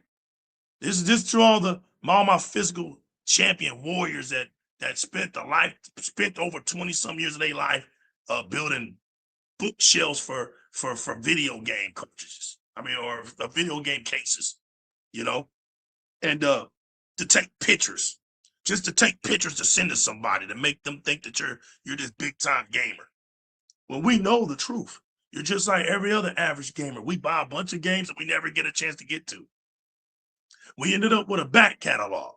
Okay, now, my opinion is in 2025, I'd rather have a digital catalog because in the new legal's mind, right? And listen, this is not a diss. This isn't a diss track for gamers who like physical copies. No, like what you like. We're all gamers. But I've noticed there's this thing in the back of physical copy gamers' minds where they think that they own something. And that's a mindset of not being taught right in life. But here on DIRREC Gaming, I'm gonna give you some good lessons in life. Let me let you in on a little secret about owning something. And when I give you this jewel, make sure you go whisper this jewel to your friends or whisper it to somebody you care about. Let me tell you a little secret. In life, you don't own anything. The same way you came in here, it's the same way you gonna leave. You don't take nothing with you. So this whole mindset of physical copies, it don't mean shit to me. It don't mean anything. It only means something to you in your little small little world. Just know when you pass away, because time is undefeated here, right? No matter what, we're looking at the great LeBron James scoring 8 points, 10 points. We knew the day was gonna come, right? As great of an athlete as he is, nobody can beat time. All athletes, no, it don't matter who you are on this planet. You're gonna meet Mr. Grave sooner or later. And when you meet Mr. Grave, the best thing people have on is a nice attire, some good makeup on, and your hair done. And sometimes you don't even get a good. Some people get cremated and all that. So you definitely ain't taking nothing with you, right? But let's just say for those that gonna go down in that casket, right? If you're a man, right? First thing you're gonna have is the suit of your life. You're gonna have all these flowers around you that you never knew, that you can't even take with you. You're gonna have all these people giving you stuff that you never thought cared about you, right? And that's about it. They're gonna lower you down in that grave. Guess what ain't gonna lower you down in? With all your video game collection. You know, do that. Not gonna lower you down. They're not gonna bury you with your video game collection. You big dummy. Nobody's gonna do that. Because at that point, nothing's gonna matter. Video games don't matter no more. So understand that video games, the fundamental value of video games is fun. And fun is temporary. It only lasts while you're here. While you're breathing, you can have some fun here. So you enjoy it. Enjoy games. Don't let nobody take you out of your element. I don't care. You see, look. Tell us for real. These guys think they're going to get buried with some plastic, right? You know, on the real. Don't let nobody get you off course because they out of pocket about their view on gaming because they're weirdos, right? Look, any real gamer, right? Any real gamer is not concerned with your gameplay. I don't care about your gameplay. I don't care how much you don't see me on Twitter X worrying about how much a dude plays his video game or how much he turns on his car. I could care less, bro. I could care less. I'm just gonna represent what I do. I'm just gonna show you where I'm going. Ain't that right, Rez? Oh, Rez, that right, Rez? Look, one thing I know about Rez, that man games, bro. One thing I know about Realist, Realist be on the road. That man gaming. Spartan comes home from working on servers, working on damn servers, and he wants to get on his Xbox and game a little bit. Go ahead, Rez. Go ahead. So my whole thought, starting off with the J-Mac in the building, Steam, I just want to say that. The Steam machine. So this isn't the first time Valve has tried this. I think Realist was kind of alluding to that. Oh, can you not hear me? I can hear you guys. No, I can hear him. Oh, it must be something on Spartan's side. I can hear you. Go ahead. So, what you on, Ligo? Are you on your phone? No, I'm on my wrong ally, bro. Okay. I'm on my wrong Xbox ally. Let me be specific here. X. Go ahead. I hear y'all perfectly. Go ahead. Yeah, so this is the first time they've done this, right? They've done a Steam console before, and it didn't do that well, right? Because they they basically priced their consumer out of the market. They were charging way too much, and the quality wasn't very good either, even for the price. So I'm hoping they learn from their failures, and with the Steam Deck success, they've kind of built upon that and try to make it better this time around. I think it will be more successful than their first attempt, but is it going to compete with even the PS5 and the Xbox? No, it won't. Certainly won't compete with the next generation either. I think it's mainly towards what Realist was saying. It's catering towards that small fan base of PC gamers who just want to say they have it, or the regular enthusiast who has to own them all, or some people who just have lower end PCs, and this is what could be considered an upgrade or equivalent. Because or they would use it for some offhand purpose, as like a media machine or like a Linux machine that they could use for other purposes as well. So just kind of have it as a secondhand backup or another utility to utilize it with. I don't think it's going to be that competitive at all, especially considering the next gen consoles are coming out in a year or so. But I think it still will have some success. Will it do better than the Steam Deck?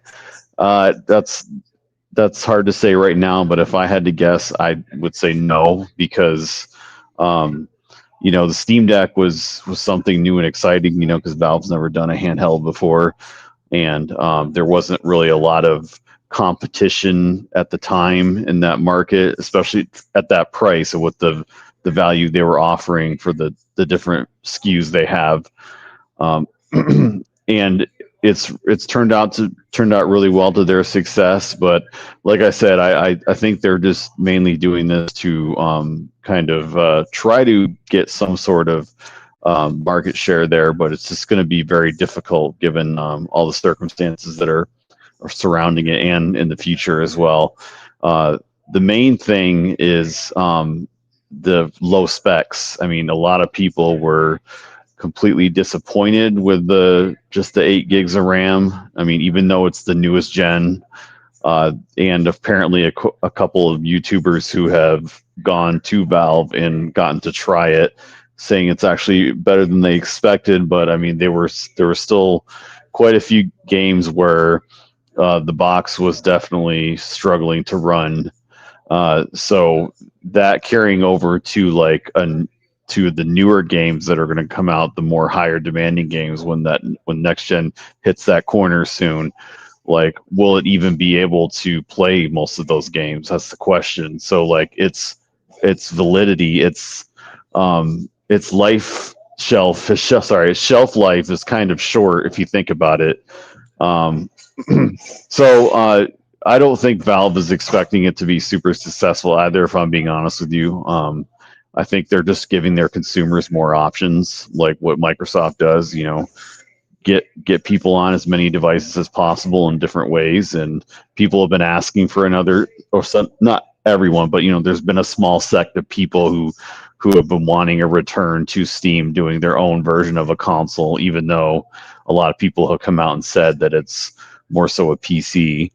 But I'm excited to see what it can do in the long run. I know they'll definitely patch it and upgrade it, and maybe if they can make it to where the RAM is interchangeable down the road, or some sort of customization options, I think that would go a long way too. That might turn a lot of people back onto it that aren't really fully engaged or fully signed up for it yet. But it's not really anything we need to worry about. It's like the PlayStation rumors. I know we haven't gotten to that yet, if we're going to jump into that topic, but the whole idea of having PlayStation 6 run as a PC storefront just doesn't make sense. You know what I mean? So Steam can definitely have some sort of competition in that regard with PlayStation 6, because it will not be able to play Steam games as what people claim it will, because they just don't have the OS and the infrastructure for that, to be honest. At best it could be a virtual emulated version of a PC, where it's like emulation inside of the console UI itself. I mean, that's definitely possible, but I have a feeling that that could be some sort of cloud streaming, maybe, and not native experience. So, like, you would access Steam through the cloud through a custom emulation shell that Sony would build for Steam. But I just don't see it happening, because they want to entice. They're already porting their games to PC, and they want to entice people to get their console by continuing on their first party and live service route with their exclusives and their hopefully, if Marathon does well, which I'm not holding my breath on that one, and if Destiny 2 somehow pulls a miracle comeback, on top of if we ever see fair games, I don't even know about that either. Whatever else they have cooking in terms of live service, they're going to want to try to bring the appeal that way, right? Right. So no, the whole conversation here, I definitely think this is what puts Microsoft in a very unique position, because a lot of what they're going to be offering, none of the other competition will be. I mean, not to the extent anyway. And if they continue, and if they really deliver on the power narrative with Magnus, in terms of the AI and features and giving everybody more play anywhere, to where you would have almost your entire library accessible on any device with any storefront. I mean, that's going to be a huge deal, and it's really going to make them shine above the rest in terms of what everyone else has to offer. Hold on, fellas. So Did we that's my lose take Red? on it. So, huh? No, you made a good point, Rez. My thing is this. It's interesting, right? Because we saw Hip Hop Gamer. Let's just be for real. We saw Hip Hop Gamer come out and just blurt out, "Hey, PlayStation 6 is gonna have Steam on it," with no breakdown, with no evidence of the matter whatsoever. Nothing that could even give anybody a glimpse of reasoning as to how it could be ran on PlayStation, right? Just statements, just social media awareness, social media awareness moments. But let's be right. Let's be very. We all know that PlayStation doesn't have no major OS, right? We know that. So how could PlayStation run? How could it run PC port games on its system, PlayStation 6, moving forward? Well, the only answer I could see would be through Linux. And if they're going to run it through Linux, that means it's not going to be from their platform. The difference is with Microsoft and Steam is that Steam is ran from Microsoft. Who is that? That's Spartan. Trying to figure out who that was. That was Spartan. That was Spartan with that background noise. But no, Windows. Steam runs on Windows.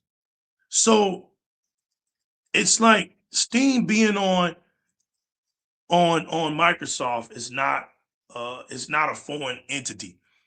Shouts to Kieran. What's going on, fam? It's not a foreign entity, right? It's basically already using that platform. Unlike PlayStation, right? If it has to go over there to Linux, it's not like it's using its platform. Linux doesn't have a major OS to use. So that's the difference in the matter. There would have to be some type of partnership, some type of agreement on what they're going to do, which I don't know. I could see PlayStation doing it out of desperation of not wanting to look like they're being left behind, type of thing. Want to be with the current situation going on. The only I don't know. I'm not gonna say it could never happen. That's not what I'm gonna say, but if they go that route, I just don't see that in their vision. I see PlayStation more of trying to bridge the gap. Notice that I said, right, but let's look at it like this. PlayStation 3 was using Linux, right? But notice how there's a struggle from PlayStation 3 and any other console. This is why I think that the back compatibility, that's the problem with PlayStation. It's because of what kind of technology was that had acquired at the time. It's not allowing things to move. I think what PlayStation does is to what Rez was saying earlier about the value. When you're talking about even with the PlayStation Plus, and you got 3 games at by way of service, right? But when you think about the hardware, notice how it can't move forward. And there's a reason for that. So when you think about what Sony has said, and I'm only going off of what Sony has said, right? They want to move PlayStation 4, PlayStation 5, and PlayStation 6 together. And there's a reason for that. Because let's just be honest, that's the only console it needs. It only needs that, and it can get all in the console moving forward. And they pretty much got their whole entire existence in the palm of their hands. Let's just be honest. They wouldn't need anything else. But I think because of the lack of compatibility, longevity, stretch between the consoles, I think that's why PlayStation is only moving on 3, because when you think about it, that's where their fan base is at. Majority of their fan base is still on PlayStation 4. So now they're going to come out with another one. And now you got to, you're not, look, this whole thing, Realist is saying, it's right there. Nobody is making anybody move anymore. Nobody. And you want to know what the problem with that is? This is why I'm so hyped for this next Xbox. The problem is everybody stayed close to each other. That's the problem. There was really, I mean, we saw the narratives, right? But there was only so many exclusives that ever get made. I mean, 98% of these games on every console outside of Nintendo pretty much make the same games, pretty much have the same games on it. So now it's based down to what you prefer where your friends or the type of game you like to play. And that's why you buy the console. It's not really because, oh, one is just so better than the other one. And that was the problem. That's the problem. That's why this little parody stuff, this little parody game has been displayed throughout the years so much, because they're not really pushing the envelope anywhere. But now we're moving into a place where now the envelope is going to be pushed for the first time in a long time. And now consumers really going to have a good look at certain brands and really make great decisions based off of it. Because you think about it, Microsoft has already tested the waters. Residents made a good point. And Realist made a good point. When you look at the Steam machine, right? It's done went quiet because of this notion that they're going to price like a PC. So it went quiet, right? Because that's why I asked you that, because it's true. Why would PC gamers that have these so-called high-end PCs get that? So the target ain't them. But get that. So look at what Rez was saying. These handhelds have already tested the market. People are willing to buy premium gaming experiences. They want these premium gaming experiences. These handhelds are selling. Who would have thought that handhelds would have kicked off the next generation of gaming like they have? They're kicking it off. And look, they're not shy either. 1,300, 1,400, 1,200, 1,100, 999 devices. And they're out here. And people are looking at what makes the Xbox, the raw Xbox Ally X so attractive, people, for those that don't have it. You're looking at the cheapest high-end handheld that you could probably get in this market right now. You cannot find another handheld that has what it has for that price. Right now, you can't do it. And this what makes this handheld a lot more attractive is the fact that it's moving forward. Everybody else is kind of stagnated, but this thing is going to lead us right to the next Xbox with no hesitation. It's going to flow right on in. And this thing is going to be right with it, and I'm hoping that new first party handheld from Microsoft comes out with the new console.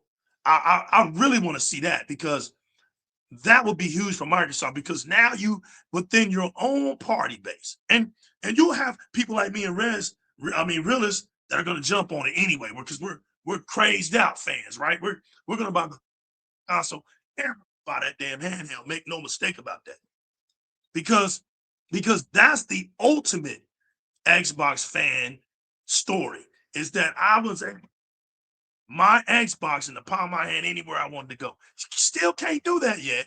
I mean, this one gets about as close as it's gonna get. This one's beautiful, but we're waiting on that. We're waiting on that full library, all native, everything. We're waiting on that, and when that happens, because with this raw Xbox Ally X I have, I'm bringing all my. So I'm bringing GeForce. Now I can play all of this on here. I can do whatever I want. I can do whatever I want except my entire Xbox library. That's it, because it's not a first-party Xbox handheld, right? It's not. It's manufactured by ASUS, partnered through Microsoft with the Xbox brand. So we know what's running this damn handheld. We know what's running it. And if Windows, of course, Windows is going to become the biggest platform for gaming for Microsoft, because Windows is in more places than Xbox is. But it's going to be the Xbox brand that the Windows 11 gaming is going to incorporate itself to, because nobody out here says Windows 11 gaming or Windows gaming. Nobody says that. Nobody says that. The Xbox is the gaming brand of Microsoft. So somebody finally took a second and used that great genius mind over there at Microsoft, and it all makes sense now. Now that I made that point, I'm going back to what I was saying. This is what I was going to say. It's beautiful for people to understand that gaming is supposed to be done in many places as possible. There's people on this planet who don't have the luxury like we do, right? See, look at this. Look at this comment right there. Look what Talos Regis said. I want to be able to play all this. That's what a real gamer says. Right, Talos? Regardless, right? Regardless if I like that platform or not, right? The option. See, Talos understands where the beauty, where the real power of gaming is in the word option. That's why real gamer, if there's still physical copies out here, you don't hear real gamers say, well, they just need to get away with that. Why? When we have options, that's the beauty of gaming. When you no longer have an option, that's a sad day. Let there be physical copies for those physical copy weirdos. Let there be digital copies for the weirdo digital guys. Let's just let it be out there. If you sell less physical copies, okay. You got stores, right? So as long as there's stores, put some physical copies out there. You may not have to put so many out there anymore, but put some out there. If it sells out, then you can always restock.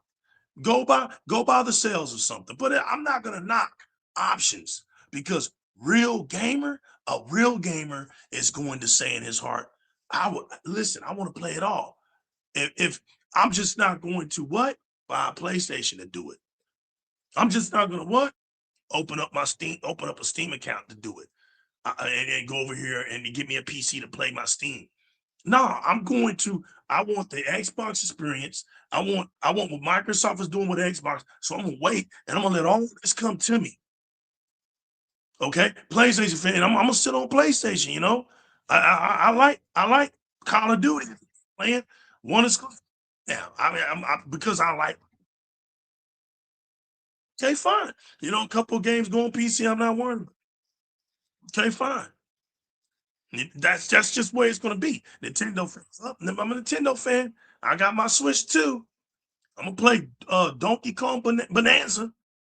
You know, I'm gonna play the new Metroid Prime, man. It looks like Halo 3. And go knock yourself out. Go walk around on a little screen. Go get the thing out, hook it up to your TV. Do whatever you feel. But at the end of the day, none of those experiences are going to be as great as this next Xbox experience is going to be. Because the worst thing has finally happened for Microsoft's competitors or for other brands that are not Xbox. And that's the full capability force of what Microsoft can do with Xbox. When that full potential can now reach its apex, everything else is in trouble. And I'm not talking about wiping anything off. So that's not what we do here. I'm talking about these consumers, and you can mock my word on this. These consumers are not going to want anything of a lesser tier moving forward. These handhelds have already spoken for. Why do you think the Steam Deck is not attracting people? Because like Remy said, and Remy said, you got handhelds out here that are just running circles around it. It's not a premium handheld. You can come out here and put all the voodoo you want on that handheld and make it do what you want to do. But why? When they can just go buy a handheld already. You ain't got to put no voodoo on it. You would think the PC brand of things would have had that all together, but it ain't. You got these people out here, man, with great minds in these other companies that are just don't work for Valve, that are just as smart, just as brilliant, and they're proving it. But this handheld right here, y'all, I couldn't ask for a better device. Look, all of my investment, all my investment is right here in this handheld, and I still can't believe how great it is.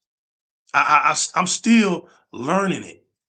It's a piece of work, y'all. It really is. It's different because, yeah, it does give me the simplicity of when I crank it up, it goes right to Xbox. That's the simplicity. But when it comes to, I'm having to learn now that I'm about to go into an era where the simplicity of just playing the Xbox game that's not going to be it. I'm gonna have options now on my Xbox. I'm gonna be able to turn it on, and I'm gonna be able to go over here, dibble over there, and be on my Xbox. That's the next Xbox experience, and I hope all of my true Xbox fans get that experience. Start saving up, work on your investment. You don't put too much time. You put over 20-something years on Xbox, you ain't going anywhere. Everybody knows that. But you don't want to miss out on this one. If you wanted to go out on your last hurrah, this is the one you're going out on your last hurrah. This is going to be the one. And you're set because this AI is the future. And let me tell y'all something. Look at the news. Look at the news right now. It's sad. You go on Twitter X, and this is funny. You can laugh if you want to. I don't give a damn. Laugh at it. Because this is how pathetic donkeys are. They have a mental disorder. It's called console sales. I'm trying to get y'all to understand why. Yeah, look, PC is not the future. PC's been here. The PC can't do what Xbox can do. PC can't even operate through the cloud. It's not the future. But killer tone. Here's what PC is. It's the greatest last attribute to console gaming. Because that was the whole point. The craziest thing about this is PC gaming and console gaming was split. They did that to market each other. Because if you made consoles back then just as great as PCs, I'm going to let you know right now, there wouldn't have been no reason to buy a PC for a game. That's the whole point. Nobody wants to go through the wait time and all of that, what you got to do with PC and worry about drivers and all that tinkering. Nobody does. That's what makes the console so beautiful, is because it's instant. You turn it on, you know exactly what you're doing. This handheld, when I turn it on, I'm going right to Xbox. I'm not going through Windows. I'm not going through all of that Xing out stuff just to get to my point. That's the beauty. That's the beauty. Yes, I have. Yes. Look, the big screen experience is not unheard of anymore for even console gaming now. That bridge has closed. And guess what? To your point, Killer, that's beautiful for PC, right? Because the monitors started out so small. As screens got bigger and PC gamers can play on bigger screens, it made things more beautiful. But PC lacks features that this Xbox has, and the world can't wait to see. This thing called Quick Resume is so great. But see, because you have to have a major operating system for something like that to even happen. Microsoft is already in PC. It's not like it's foreign. It does PC in its sleep. But to integrate what you're talking about, right? To integrate the greatness of PC, because PC is great. PC is superb. To integrate that, the superb, what's superior in PC, to bring it to console gaming is going to be unheard of, right? Because now the console is going to be what everybody thought it could be. Xbox is going to show you what it was supposed to be in the beginning. Let's don't get it twisted. The OG Xbox was a gaming PC. That's it. It was a gaming PC. That's it. Technically, they're all PCs. That's it. We know that. But See, right. so legal. What is a Steam machine? Is it a console or a PC?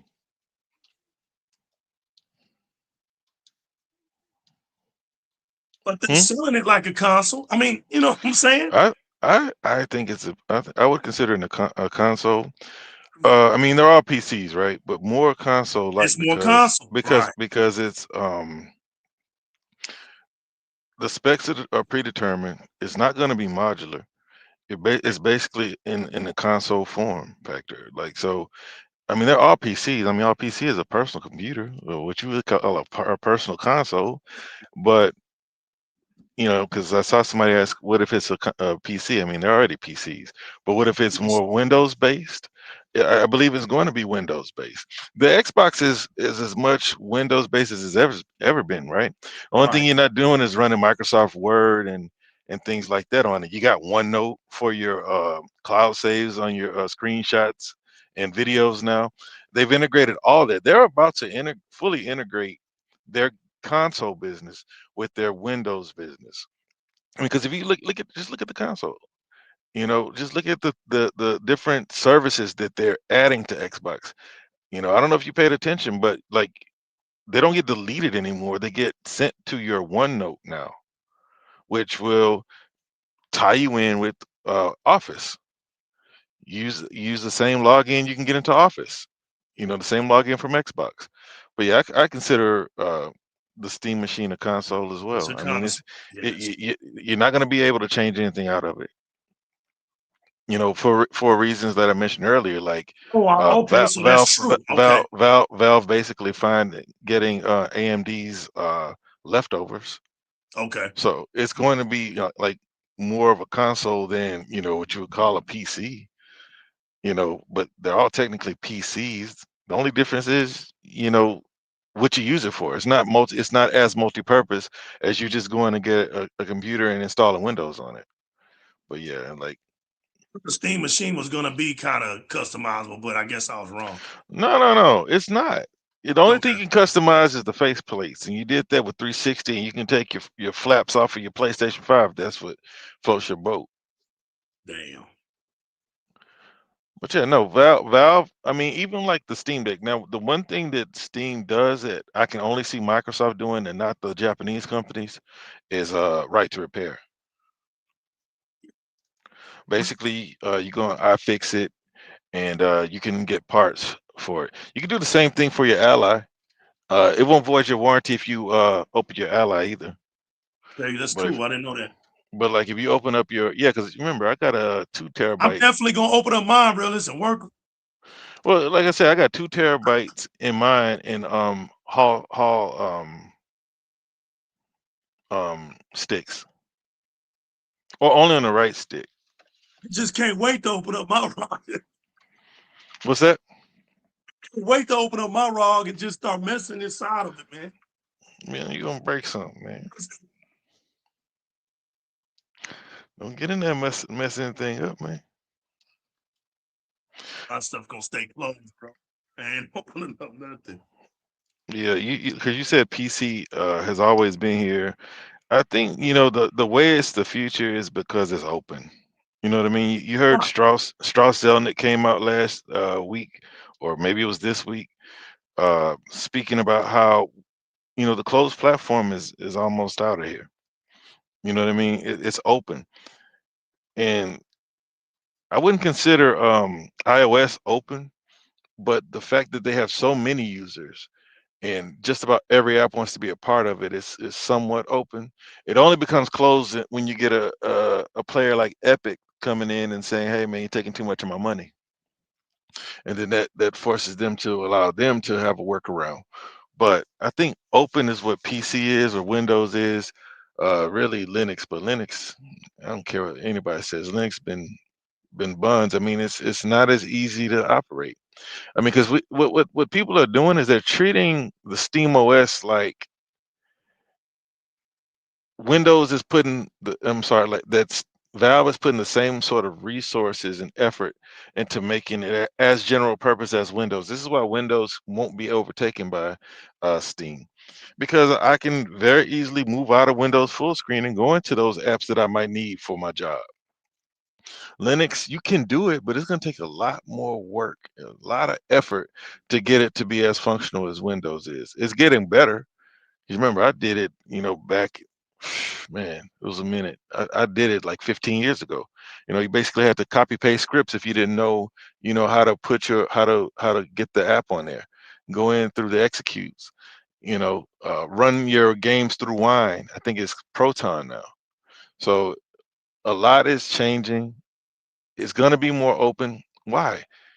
It's going back to what I was telling you about the money, what we talked about with the 12%. Man, these companies are tired of having to break bread, especially when my platform, which is Grand Theft Auto, Fortnite, Roblox, even Minecraft, is bigger than the platform that you're punking me out of my 30% for.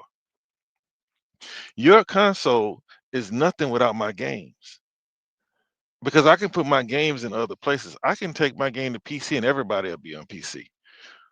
Could you imagine if Roblox said they don't want to break bread? And then again, after we saw what happened with Activision, we know that they're not all paying 30%. Microsoft was giving them 80%.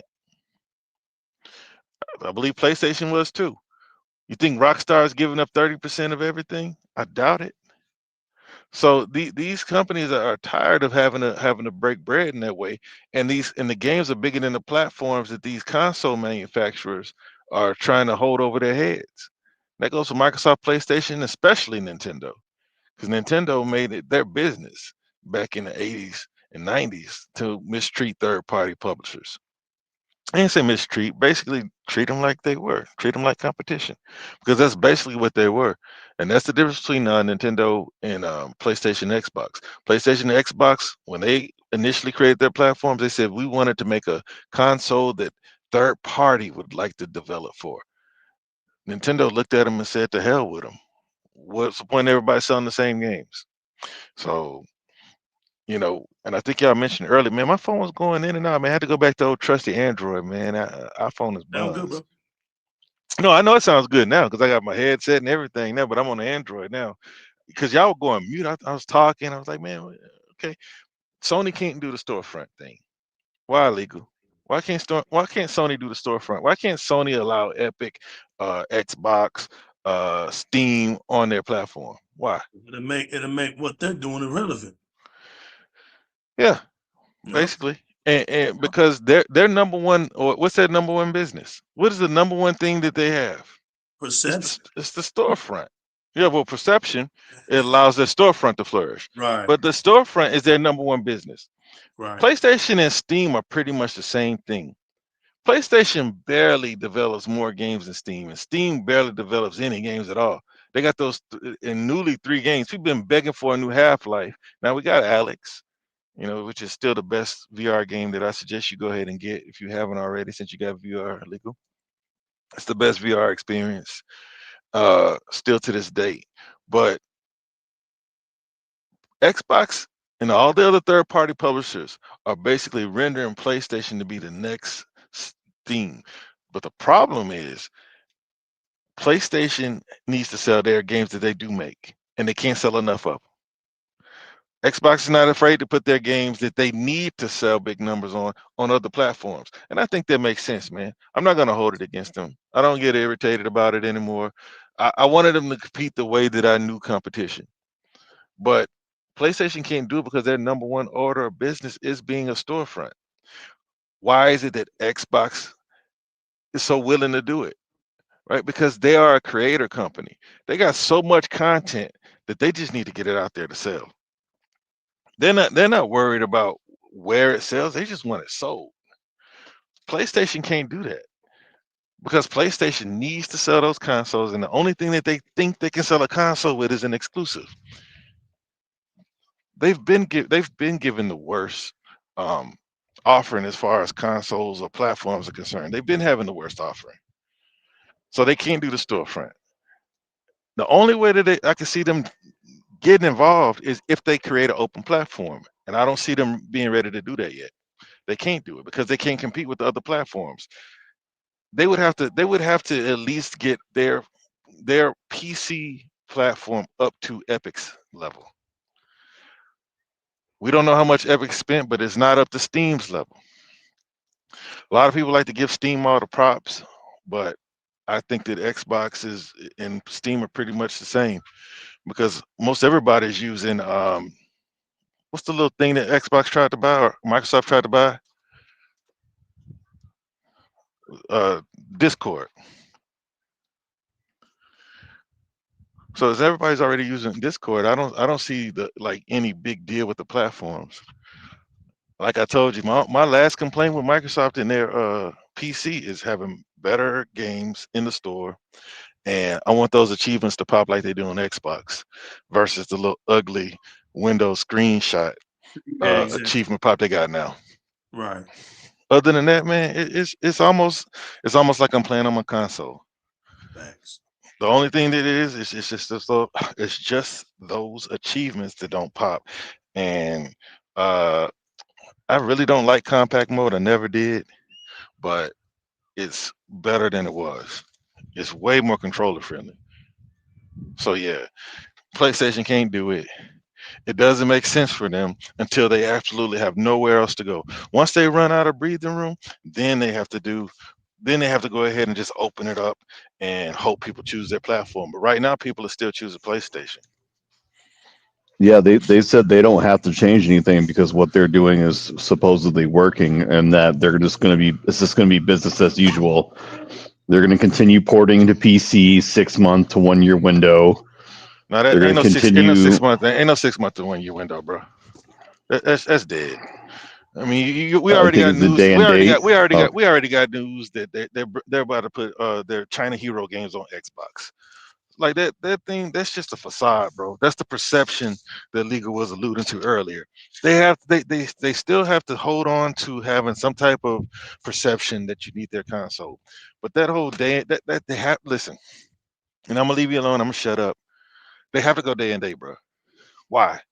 You spend hundreds of millions, tens of millions on marketing, and then you're gonna drop it to the biggest platform there is, which is Steam, like it or not, with no fanfare. It killed Square. It's going to kill PlayStation. If you look at the PlayStation games and how they perform, um, the first one I think was Days Gone, and they put that out there because it didn't do what it needed to do, and so they put it over there, and PC players love Days Gone. But then when you looked at what's that game with the little boy and his daddy, um God of War. God Why of you War. Yep. laughing, man? What? I don't play that game, man. My son played it. I mean, I played it. I don't like it like that. So I didn't commit it to memory. I'm sorry. God of War. I'm not trying to be funny. So you look at God of War. When God of War 1, 2018 or whatever year it came out, when that came out, uh, it did solid numbers, solid numbers. And then when you look at Ragnarok, when it came out, it did worse numbers. Horizon, I think that's the best-selling game that they have. Horizon on PC. Celebrate now. Actual. No, it's not celebrating Well, they because said it was. it's not their game.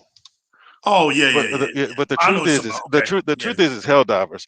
So I'm talking about their single player games, but it's Helldivers okay, is their biggest selling game. right. So you take those games. Helldivers was a multiplayer game, but that was a PC game first anyway. Only people that were playing Helldivers were PC gamers. They had 1,500 players on Helldivers the day Helldivers 2 released. So it was always a PC game. Um, every sequel it has sold worse in Steam. Why? At first, there was novelty. That's what I said. I always called it. I always said it was novelty. Ooh, a PlayStation game on PC. But I think that now that that's gone, it just falls right in with the rest of the games. And so now you look at all the sequels; they're selling worse. Spider-Man. What is it called? Spider-Man 2. I think Miles Morales is Yep. Spider-Man 1, right? Yep. So whatever it is, whatever it's called, Spider-Man 2 has sold worse than Spider-Man 1. Every sequel has sold worse, not counting Helldivers, which is a multiplayer game and it was a PC game first. I'm talking about their single player games. They're all selling worse. They're all selling slower. Ghost performed decently. I thought these games were selling more than they did, but I think Ghost is at like 2 million. You know what I mean? It's like, and this is why console sales mean nothing. They only mean something to Nintendo because that's the only platform that people are buying specifically for the games. Because when you look at the PC, these dudes, or I guess us dudes, we have access to 20,000 games per year. Access to 2-year-old games being sold on key sites for $5. Things like that. People have games to play. And so, what's so special about your game that you think I'm gonna not only buy your game, but spend $500 to $800 on your hardware to play the game? These games are not performing as well as the predecessors, and they need to start putting the game sooner. If you look at like Spider-Man, I think Spider-Man was the fastest one, right? Not any single player game. I mean any multiplayer game. The games that they're publishing are going day one. The what's that game? Um, it's trash, but I forgot the name of it. It was one of those China Hero games. That game was there day one. They already said the next China Hero game is going to Xbox. So they can't keep up the facade, bro, because the money is what's important. They tried to do timed exclusivity with Pearl Abyss. They told them hell to the no. See, people are not. We've been Stellar saying Blade this only on. did like what, like 1 million copies or 2 million If on you PC, something like if you want that. me, I'm gonna give you the truth. I don't want to make anything up. SteamDB, SteamDB, Stellar Blade, Stelar. Stellar Blade estimates at 2.7. 2.7 million, right? But if I go through the games that I told you where the first game sold less than the sequel, it, they didn't even hit that. So like PlayStation, the PlayStation fans who want them to sell, to get off of PC, they have a point. They're not selling crazy numbers. But guess how they can sell more numbers when everybody cares? Before everybody gets on Twitch and watches people play the whole story. Before the hype and buzz wears out. Look at Square, man. Look at what happened to Final Fantasy 16. By the time it comes to Xbox owners, who the heck cares about it? By the time it goes to PC, nobody cares. Not like that. Final Fantasy used to be like the biggest game going. It's Not old like it was. news, It was. right? It was It's the not the biggest game going. hot. topic. Well, it's old news because they allowed PlayStation to neuter their success. See, I've been saying this on this show. The time exclusivity does nothing for the game, especially when you don't own it.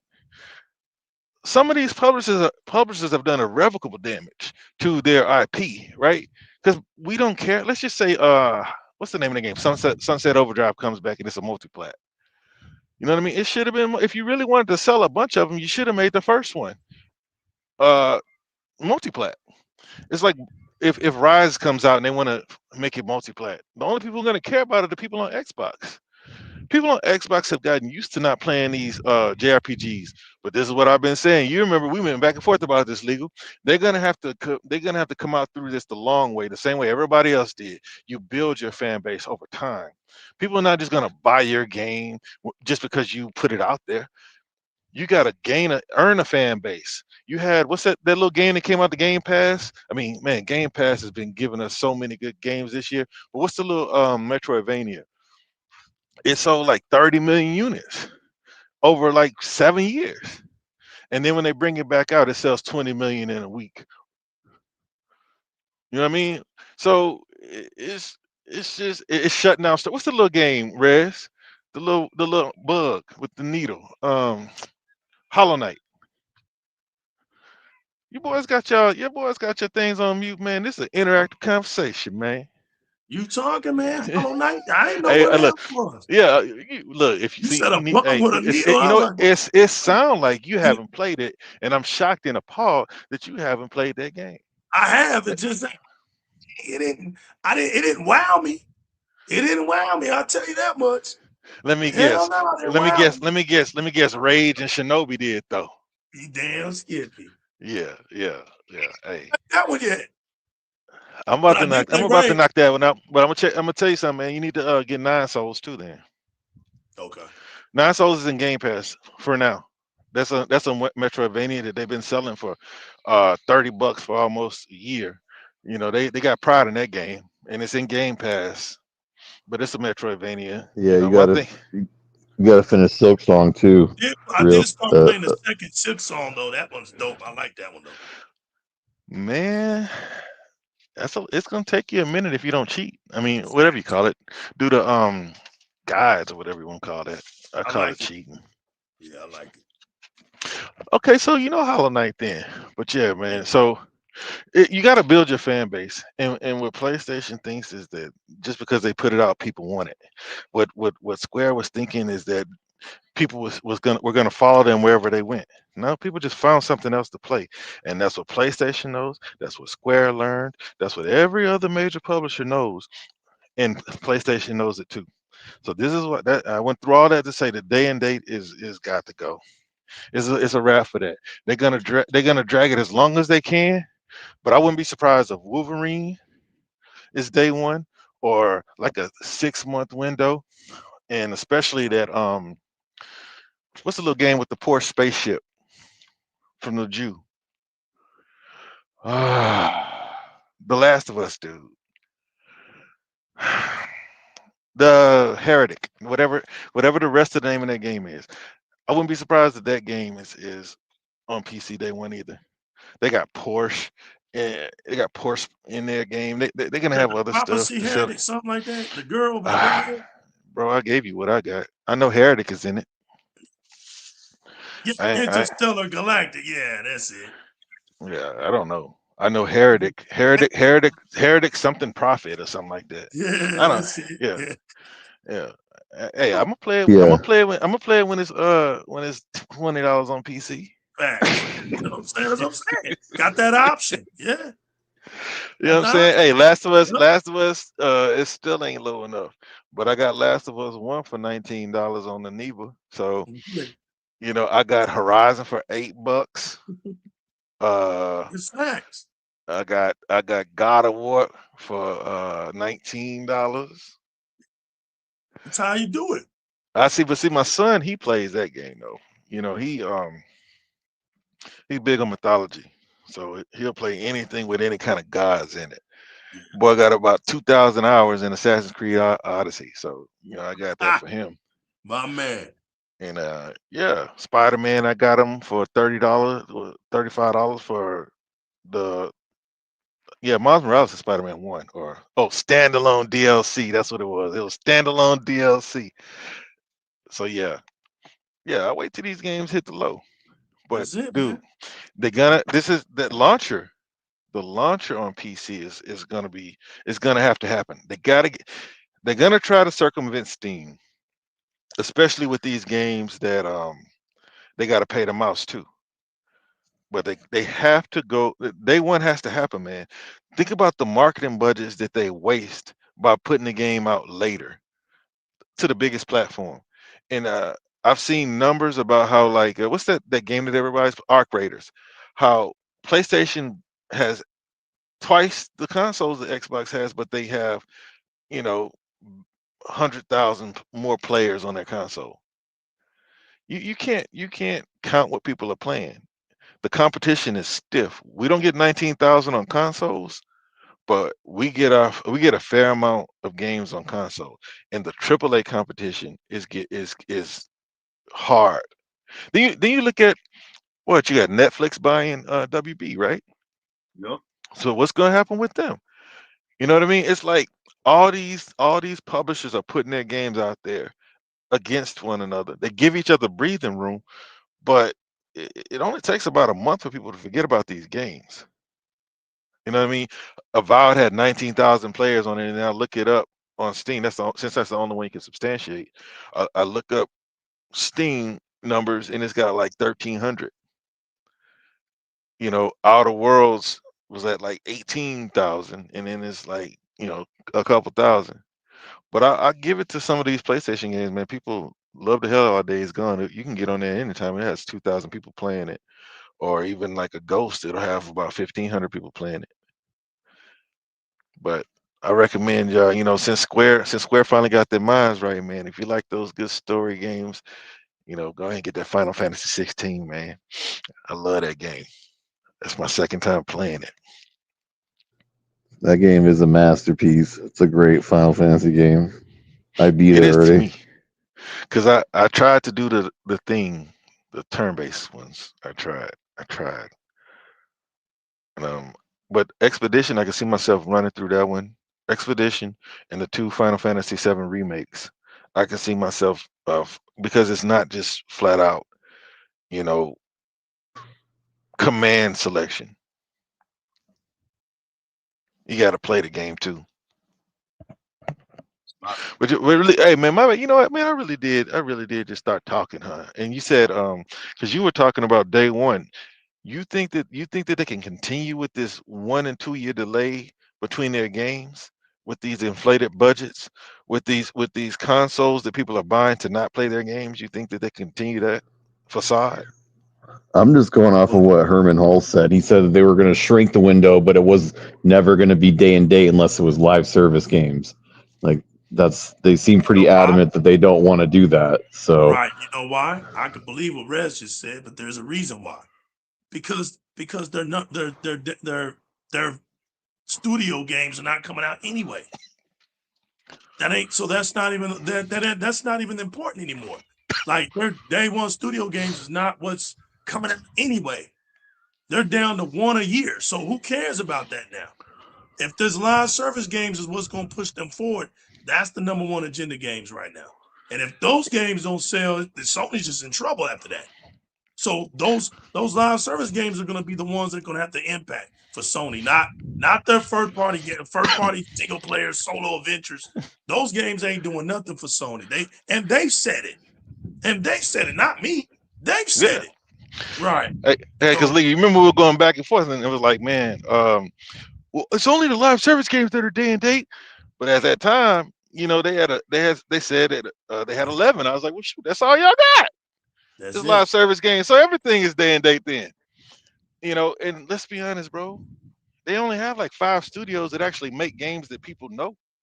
They can name, I don't even know if Media Molecule is still open. They can name these studios. You got a Sobo is France. You got a Sobe, you got Naughty Dog, you got hell, we don't even have Blend Bend anymore. Shoot. So we can't even say Ben. So We it's got it's Willis a on the we got Willis Sobe. on the camera, walking I'm around on the the camera. ballpark.